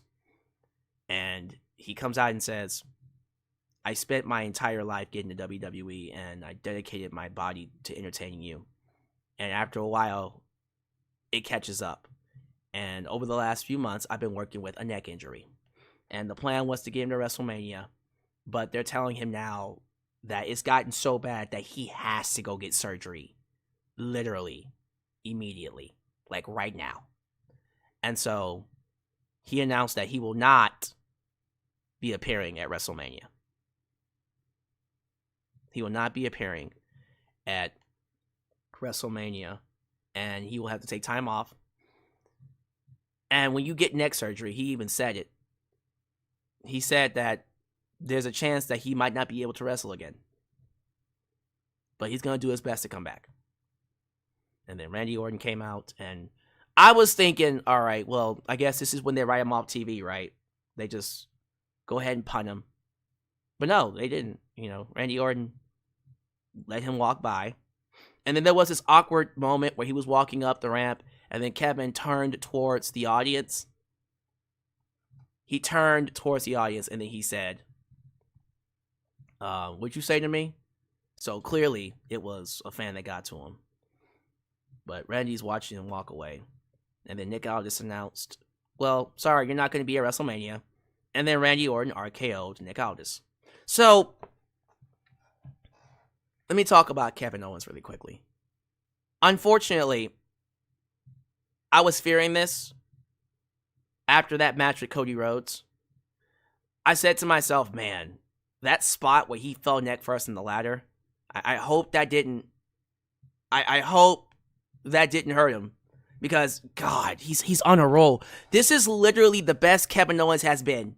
Literally the best run he's had since he came to the main roster. And I said, man, they gotta give him the world title. They gotta give him the world title. And unfortunately,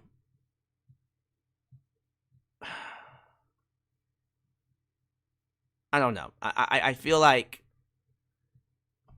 they had an opportunity to do it, but now that I know that he was injured, there was no way they were going to give him the title. Why would you? He's working with a neck injury. And so it was probably planned sometime in January or so when they found out that he was working with a neck injury that, all right, we're going to get you to WrestleMania. We're going to have Randy Orton punt you and put you out to go get your neck surgery. We're not going to bring any light to it. We're going to work through it. Because he was going to work through it. He had 2 brutal matches after he got the neck injury in January. I forgot who it was against, but he had the neck injury in a regular match in January. And he had that ladder match with Cody, which I'm pretty sure exacerbated that injury. And then he had the match with Sami Zayn, which, Jesus Christ. Like, think about it. He was working with a neck injury since January. All the matches he had. And then he was going to have a match against Randy Orton. God, that's crazy. So that sucks. And I feel bad for him because I genuinely believe if he wasn't hurt and he was 100%, they would be considering giving him the belt. They would be considering giving him the belt. But what can you do?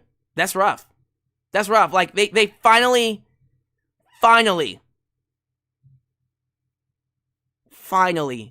had a Kevin Owens that was hot, that fans were interested in, that was creating buzz.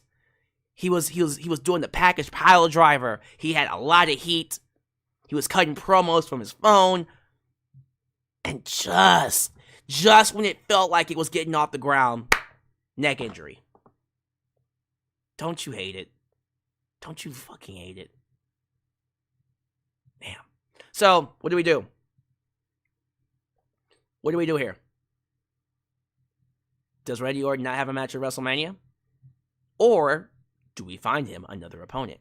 He did RKO Nick Aldis. Do you have him fight Nick Aldis? I wouldn't do that. I personally, if it was up to me, I would love to see Nick Aldis find Randy Orton a new opponent. Who better than Aleister Black? Now that's someone I would debut at WrestleMania. That's a first-time match. Right? Did they ever have a match? Hold up. Let me not... Because I feel like if they did, I would have remembered it. That's a huge match. Aleister Black versus Randy Orton. I don't think so. Nope. They never had a match. Wow. They've never had a match. Yeah. Honestly, what I would do, this is just me, I personally would go ahead and replace Randy Orton's opponent, replace Kevin Owens with Aleister Black. Personally, if Kevin wasn't hurt, I would have preferred that match anyways. I'm not even saying that I wouldn't have liked to see Kevin versus Randy, but I wasn't really feeling the match going into WrestleMania anyways. I wasn't really feeling how they were making Kevin Owens feel like a cowardly chicken shit heel. And the plan was to have Randy Orton pun him. So here, it really does change up the dynamics a little bit. So, yeah, I do believe that they should go ahead and just put Aleister Black in the match. Fuck it. Screw it. I don't even think Randy Orton should be taken out the card. I think it would be better if they just replace Kevin Owens with Aleister Black. Do you agree? Come on now. I would prefer that match, personally, over Randy Orton and Kevin. Have him debut tomorrow. Not tomorrow. Have him debut next week. And then announce the match. Screw it. Someone just asked, would you prefer Rusev? Again, like, I would love for Rusev to come back, but if they're not coming back to make him a main event player, don't bring him back. So if you do Rusev and Randy Orton, Rusev is losing. With Aleister Black, there is a chance that they might have Aleister win that. He might lose too. Who am I kidding? He could probably have either one of them lose to Randy, but we'll see. We'll see how that goes. But yeah, give me your thoughts about that, y'all. That's rough. Braun Strowman versus Jacob Fatu, #1 contendership, United States Championship, last man standing. Again, another match I've seen 10,000 times. I've seen this 10,000 times. I'm not saying it was a bad match. I'm just numb to it. So, we'll see. We'll definitely see what they do. It was fine. They went all over the crowd. They're bumping. They're tearing up the ringside. They went through the barricade. They used weapons. They went through tables. At the end, it was Jacob Fatu who won by putting Braun Strowman through a table. Stood tall. Lasted the 10 count. So we're going to get Jacob Fatu versus LA Knight. Yeah! Who wins? That's a rough one. That's a match for WrestleMania. I was thinking we were going to get Jacob Fatu versus Solo Sikoa. I guess they're holding that off. We're going to get Jacob Fatu versus LA Knight. We just gave the belt back to LA Knight. Are we going to have him drop it to Jacob just when he won it back? Or do you have LA Knight beat Jacob Fatu at WrestleMania? Oh man, I don't know. The more I think about it, it probably was a bad idea. Oh no! What do you do here? What do you do? Do we actually give the belt to Jacob Fatu just when LA Knight won it? Oh man, I don't know. I'm a bit concerned now. What do y'all do? How would y'all handle this? I think after this, they had the main event, right? I remember, sure. They announced that next week they're doing a gauntlet to determine who fights Liv Morgan and Raquel Rodriguez at WrestleMania. Doesn't really matter because Liv and Raquel will retain. Yeah, main event. So, what was the favor that CM Punk was owed by Paul Heyman? Roman Reigns showed up. He's mad at his wife, Paul Heyman, so he walked past him. Got inside the ring. And I like that Roman healed up here. Again, see, Roman's a pro. Roman understands that CM Punk is the babyface in this match. So he's going to do what he has to do to make it interesting. So Roman's going to play the tweener. He's going to be the heel and the face. He's going to be the face to Seth Rollins, who's the heel. And he's going to be the heel to CM Punk, who's the babyface. Which I like. I like that. So he came out and he healed on Chicago. He called them idiots because they support CM Punk, who's an idiot. And he's now saying, what the hell is his favor? What the hell is his favor? And so Seth Rollins comes out and says, you're about to find out that you made a mistake not letting me finish him off. You should have let me finish him off. You should have finished him off when you had the chance. And now you're about to pay. Now you about to get it. You's about to get it. You's about to get it. Essentially, right? And so CM Punk comes out, and then, in no uncertain terms, looked Roman Reigns in his face and said, when I first got here, there was one man who told me that when I main event WrestleMania, I wanted to be in your corner. And that was Paul Heyman. And so I'm cashing in my favor. I want Paul Heyman in my corner at WrestleMania. And he will be in my corner. And Roman's like, no, he's not. Paul Heyman let him down. And then Paul's like, and then Roman's like, bitch, I said let him down. What you crying for? And then Paul Heyman, this is a soap opera. I'm sorry, honey, I can't do it. And Roman's like, you bitch. Yeah, like 3 niggas, you bitch. No, he didn't say that part. He basically, grabbed Heyman by his vest and then pushed him into a corner. And then CM Punk, by default, because that's his friend, hit Roman Reigns with the GTS, laid him out. And Roman sold that like a pro. And yeah, that's how the segment ended. With Seth Rollins laughing at the whole thing going, see, I told you. Told you he was bad news. And Punk going, yeah, I did that for my friend. So Paul Heyman will be in CM Punk's corner going into WrestleMania. And that's interesting because now it's like, oh my God, what happens here? I'm assuming, again, I said at the beginning of the stream, in case you're joining me now, I think Paul Heyman is about to walk away from Roman Reigns, like permanently. I think this is it. I think after WrestleMania 41, Roman will be by himself. He won't have anybody.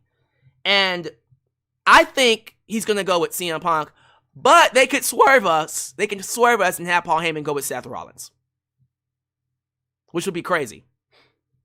But I think what's going to end up happening is that Paul's going to leave Roman and get with CM Punk, and then Paul will be with CM Punk because Roman Reigns is going to be a part-timer. He already is, but he's going to officially be a part-timer because he wants to start doing Hollywood films. Man. Hey, like, if we're starting to wind down Roman Reigns as a full-time wrestler and he's just going to be a part-timer, yeah, especially if we're going to do Rock and Roman eventually, hopefully, sometime soon. Yeah, we don't need Paul Heyman with Roman. We can put Paul Heyman with either a Seth Rollins or a CM Punk. And we'll see what we'll do. And people are asking, why Seth Rollins? Why not? Why not? That's my thing. Why not? But yeah, guys. Things just keep getting interesting. They just keep getting interesting with Punk, Roman, and Seth. This deserves to be the main event, by the way. I'm very excited about this. So, yeah. Overall, I thought SmackDown was actually a vast improvement over the last few weeks. SmackDown has not been a great show overall. But this was actually a really good episode, especially for 3 hours. Can they maintain the momentum? They better. Because WrestleMania is in 2 weeks. They don't have room to have a very ho-hum lackluster show. But I'm very curious to know what grades you guys would give. What grades you guys would give SmackDown. So give me your grades, A, B, C, D, F, and then give me your scores.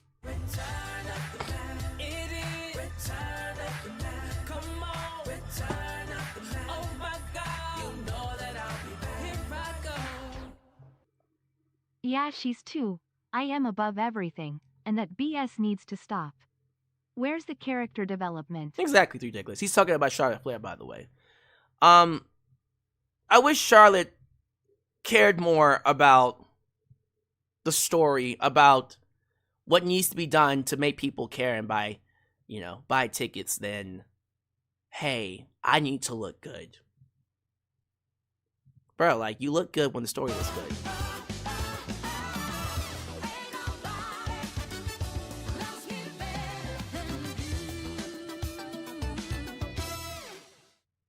I was in the ballpark when Punk's favor was for Heyman to once again be his advocate. You were in the ballpark. Now, he's not his advocate. He just owes him a favor at WrestleMania. But it was close. It was pretty close. All right. Get your donations in. Get your thoughts in. Get your scores in. We're going almost 2 hours with this. Jesus Christ, y'all. Thank y'all so much. And the donations tonight have been wild. The donations. Excellent work. Holy crap. How much did y'all donate tonight? Over $500. $500. Thank you. Of course, 3 Diglets contributed most of that, but no, like, a lot of money y'all donated. Thank y'all, for real. I appreciate that. Trey Lusado gave it a 9 out of 10. Dylan Danger gave it a 9 out of 10. James Wolf gave it a 9 out of 10. YouTube member Travis Cunningham. I just saw on Twitter someone suggested Uncle Howdy versus Randy Orton. Interesting.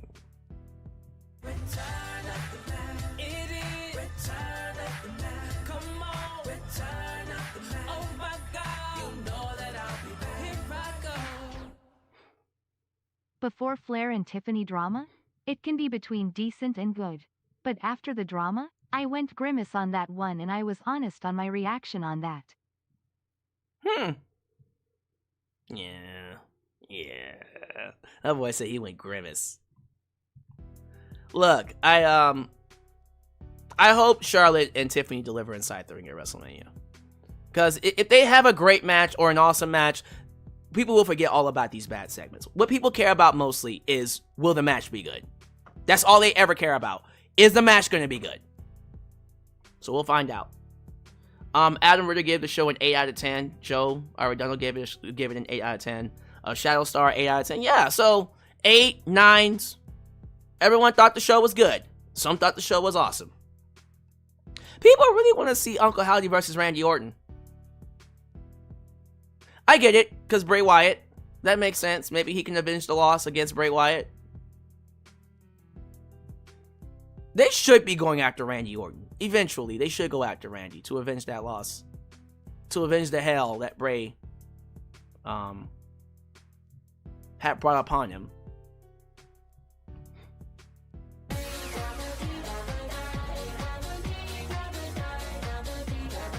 What's this? Since 3D wants to avoid me, I will have to force his hand. I am defending my title here and now with all of his stimulations. So donations will contribute to him beating me. Oh, what the hell? You're defending your championship now? Bro. Okay. Alright. So, well, currently, 3 Dickless is in the lead. So if I end the stream, he's gonna be the new champ. So that means you're gonna have to drop some type of a massive donation, bro. What you gonna do? Are you gonna let him take the title? Is that what we're doing? Okay, well, hold on. Let me go back. See, now I gotta go back through all these donations and I gotta find out how much 3 Diggles actually donated. Shit. Great. Okay, 1 second. Hold on.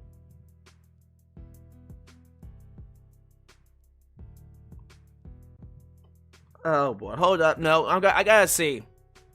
I'm trying to find out how much he actually donated. I want to be fair here. Now you gotta make me go through all this. Okay. I usually keep track of it. 1 second. Okay, so let me see. So 3 Diglets had 5, and then he donated the 200, so that's 205, and 207, 257, 267, 367, 372, 377, 387, 397, 4.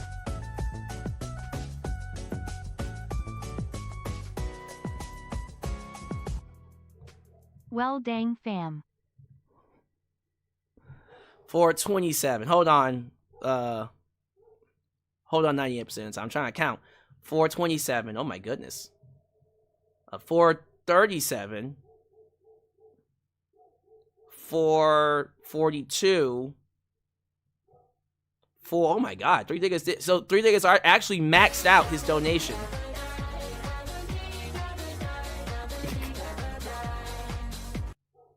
This is related to Raw, but when Gunther Zip tied Jay to the ropes while destroying his loved one, low-key paid homage to what Randy did to Triple H in their Mania 25 build. Oh shit, that is true. Due to the Triple H build. Okay, so in total, see, I lost count. I think I counted in total.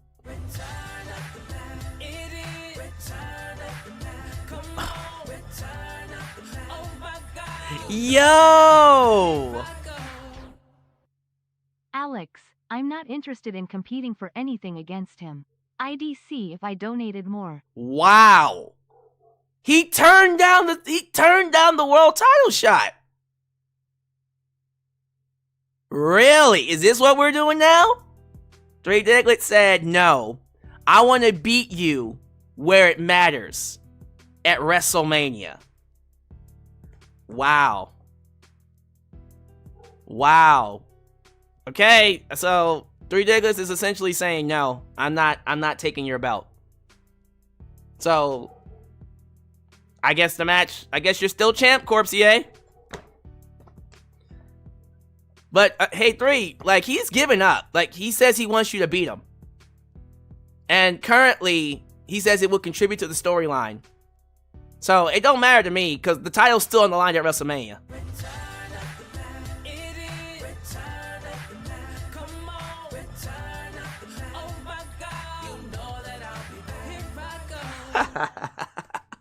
He's bipolar. What do you want me to do? It's a joke. Wow.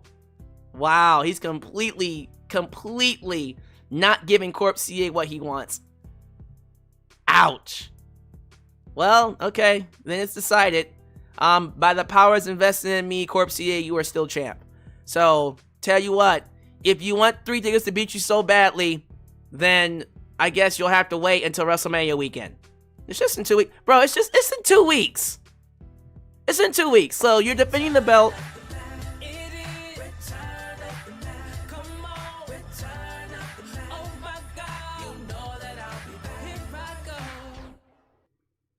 I was there in Allstate Arena to continue celebrate my 26th birthday there for the final time there. Wow. You were there on SmackDown? First off, happy birthday. 26th birthday. Should have told us it was your birthday, man. When are you going to reveal that to us? But you were there live. How was the experience, Ronwell? How was the experience, Chip? Guys, Ronwell Nogales is currently the international champion, just in case you didn't know. He will be defending his belt on night 1. Night 1 of WrestleMania will be when he defends his belt. And of course, night 2 will be the world title.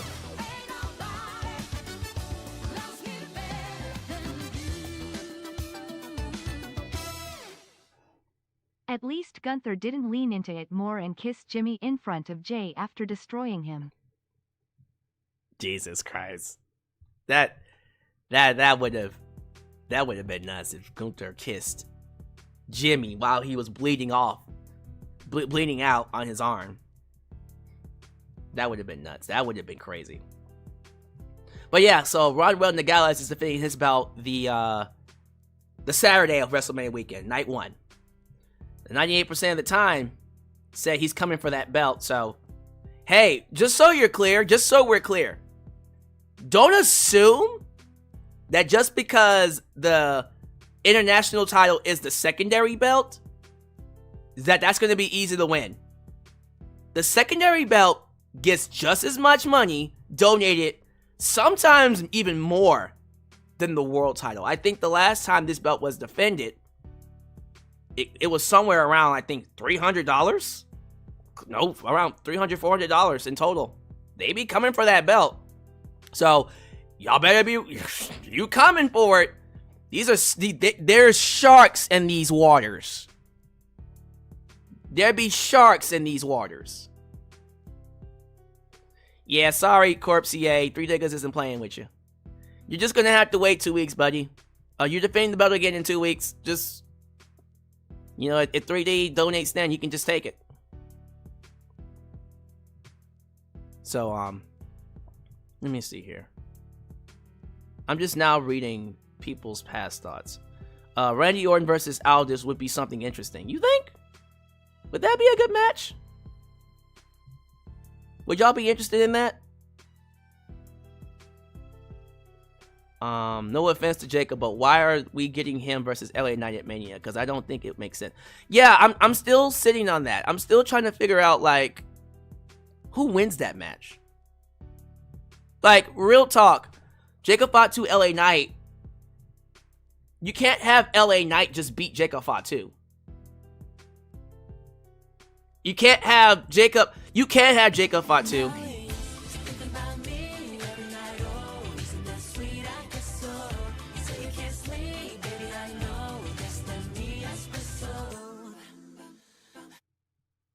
No, if 3D won't take my title, then I will surrender my title here and now. Because 3D is all that matters. He started it and I will finish it. So, clearly Corpse-EA is determined to beat 3D. He wants to beat 3 Diglets as champion.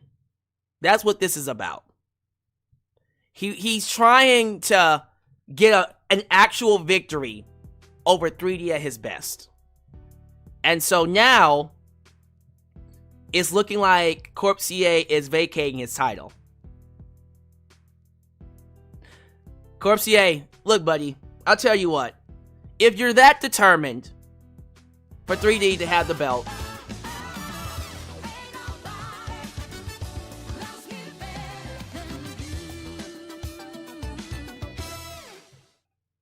The Mellow Don't Miss team is so cringe, you would have think that Vince snuck in and had his hand in pairing them. don't scare me like that. Don't say that. Don't say that, sir. It does kind of feel like a Vince McMahon thing, but don't say that. Alright, tell you what. Look, Corpse-EA, if I remove your name and put in 3 Diglets, give him the belt, is this just you, like, setting him up so you can beat him at WrestleMania? Is this one of those things? Because here's the thing. If you're gonna do that, I see no reason to have that title shot on Friday. So I'll make you a deal, Corpse-EA. If you want me to take the belt off of you now and give it to 3 Diglets, the next time this belt is defended will be at WrestleMania Night 2. Not the Friday before. Because what was supposed to happen on Friday is what's happening today. So I don't mind giving the belt to 3 Diglets because he has earned it. But the trade-off is the next time this belt is defended is WrestleMania. What do you want to do? Personally, dude, just keep the belt. Seriously, Corpse-EA, just keep the belt. And to defend it again on Friday, the Friday before SmackDown, and then 3 Diglets can take it then. And then you can still do what you want to do. I'm cool. Like, it's your storyline, bud. What you want to do? Me personally, it's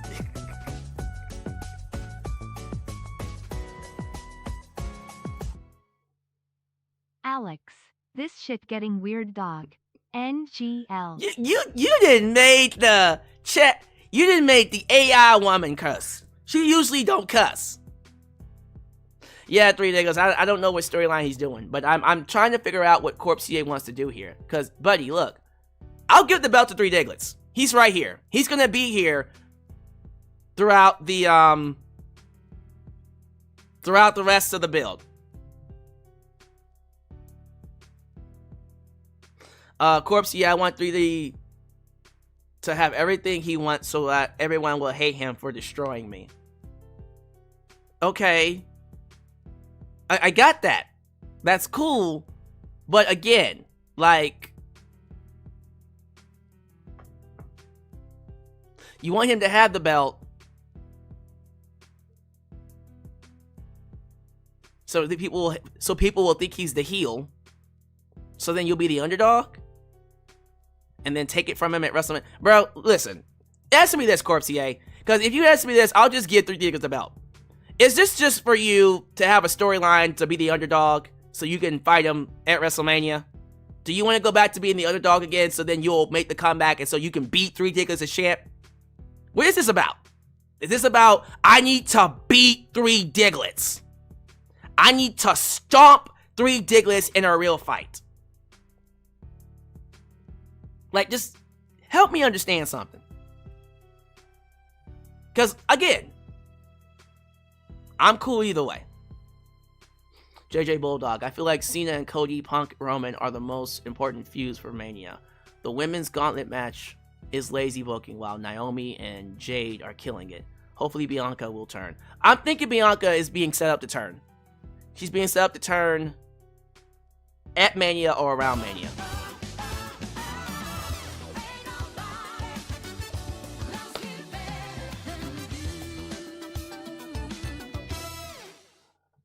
Watch Chelsea Green and the Secret Service be put in a 6-women tag at Mania instead of Chelsea defending her title. Alright. Well, Corp CA has just said, give 3D the title and I will not be at Mania. Wow. Wow. He's giving it up. Corp CA just essentially just gave up the title. So this is it? You're gonna go out like this, champ? You're gonna go out like this. You're actually just gonna go out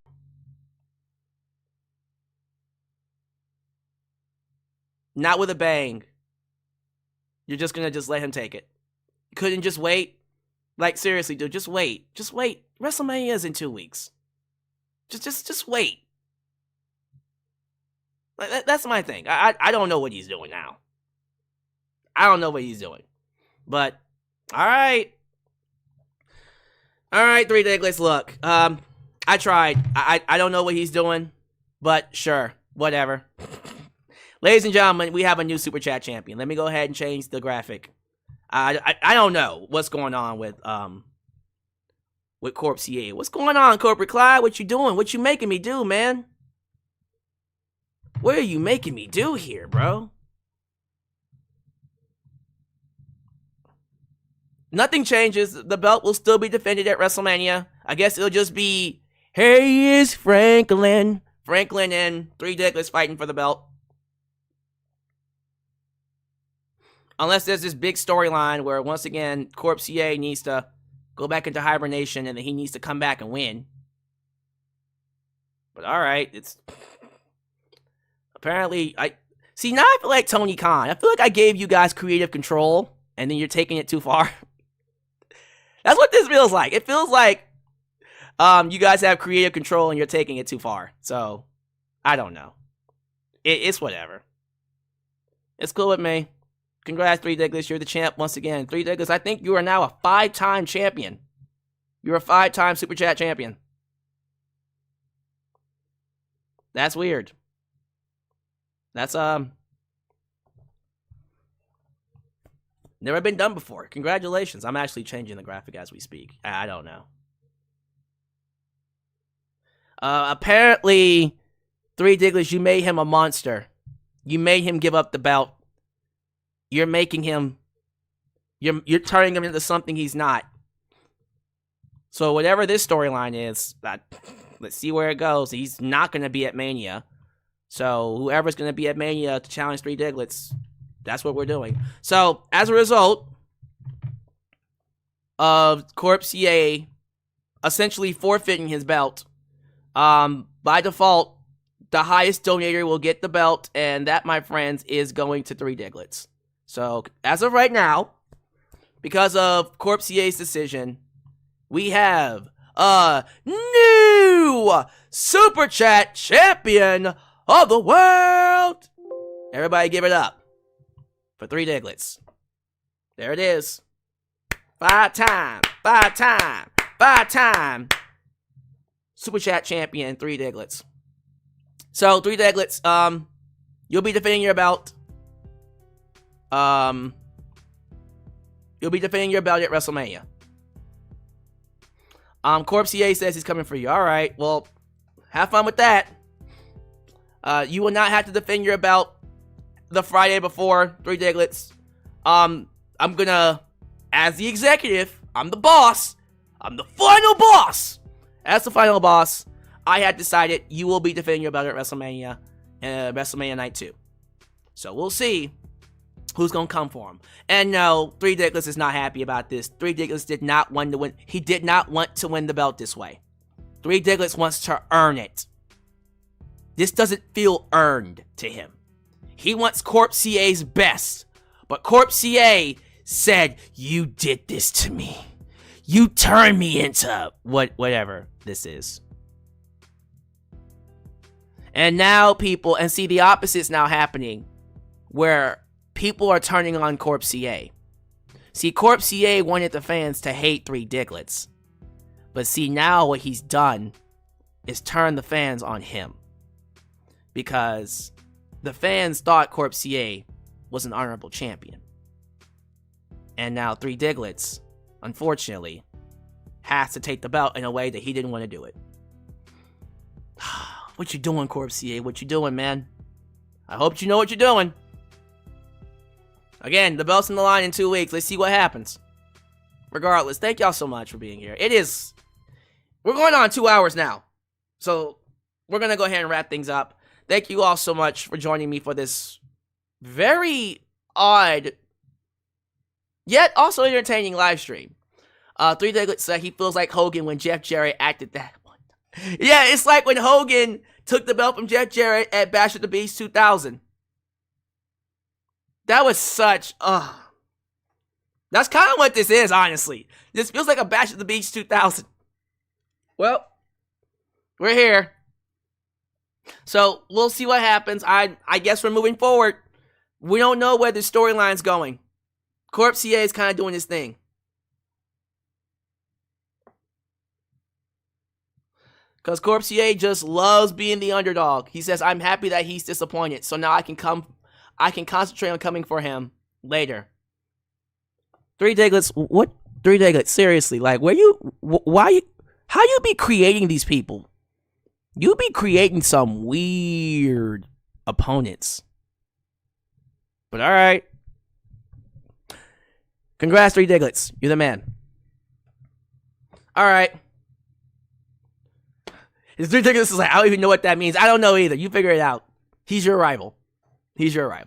Alright, so onward to WrestleMania we go. Tomorrow we have AEW's Dynasty. We'll be up here for that review. And then there is nothing in the way after Dynasty tomorrow. It's just build until WrestleMania. So, as always, thank you all for joining me. Do all the YouTube things. Like the video, subscribe, and click that bell to catch all my content when it comes out. Follow me on social media, Facebook, Twitter, Instagram, TikTok. Donate using PayPal, Patreon, Cash App, and Venmo. Church announcements. Next weekend, we have WrestleMania 41 preview and predictions for both nights. A&B combos, and of course, Steven Sandrich. Next Sunday. We haven't picked the time yet, but we'll figure that out later.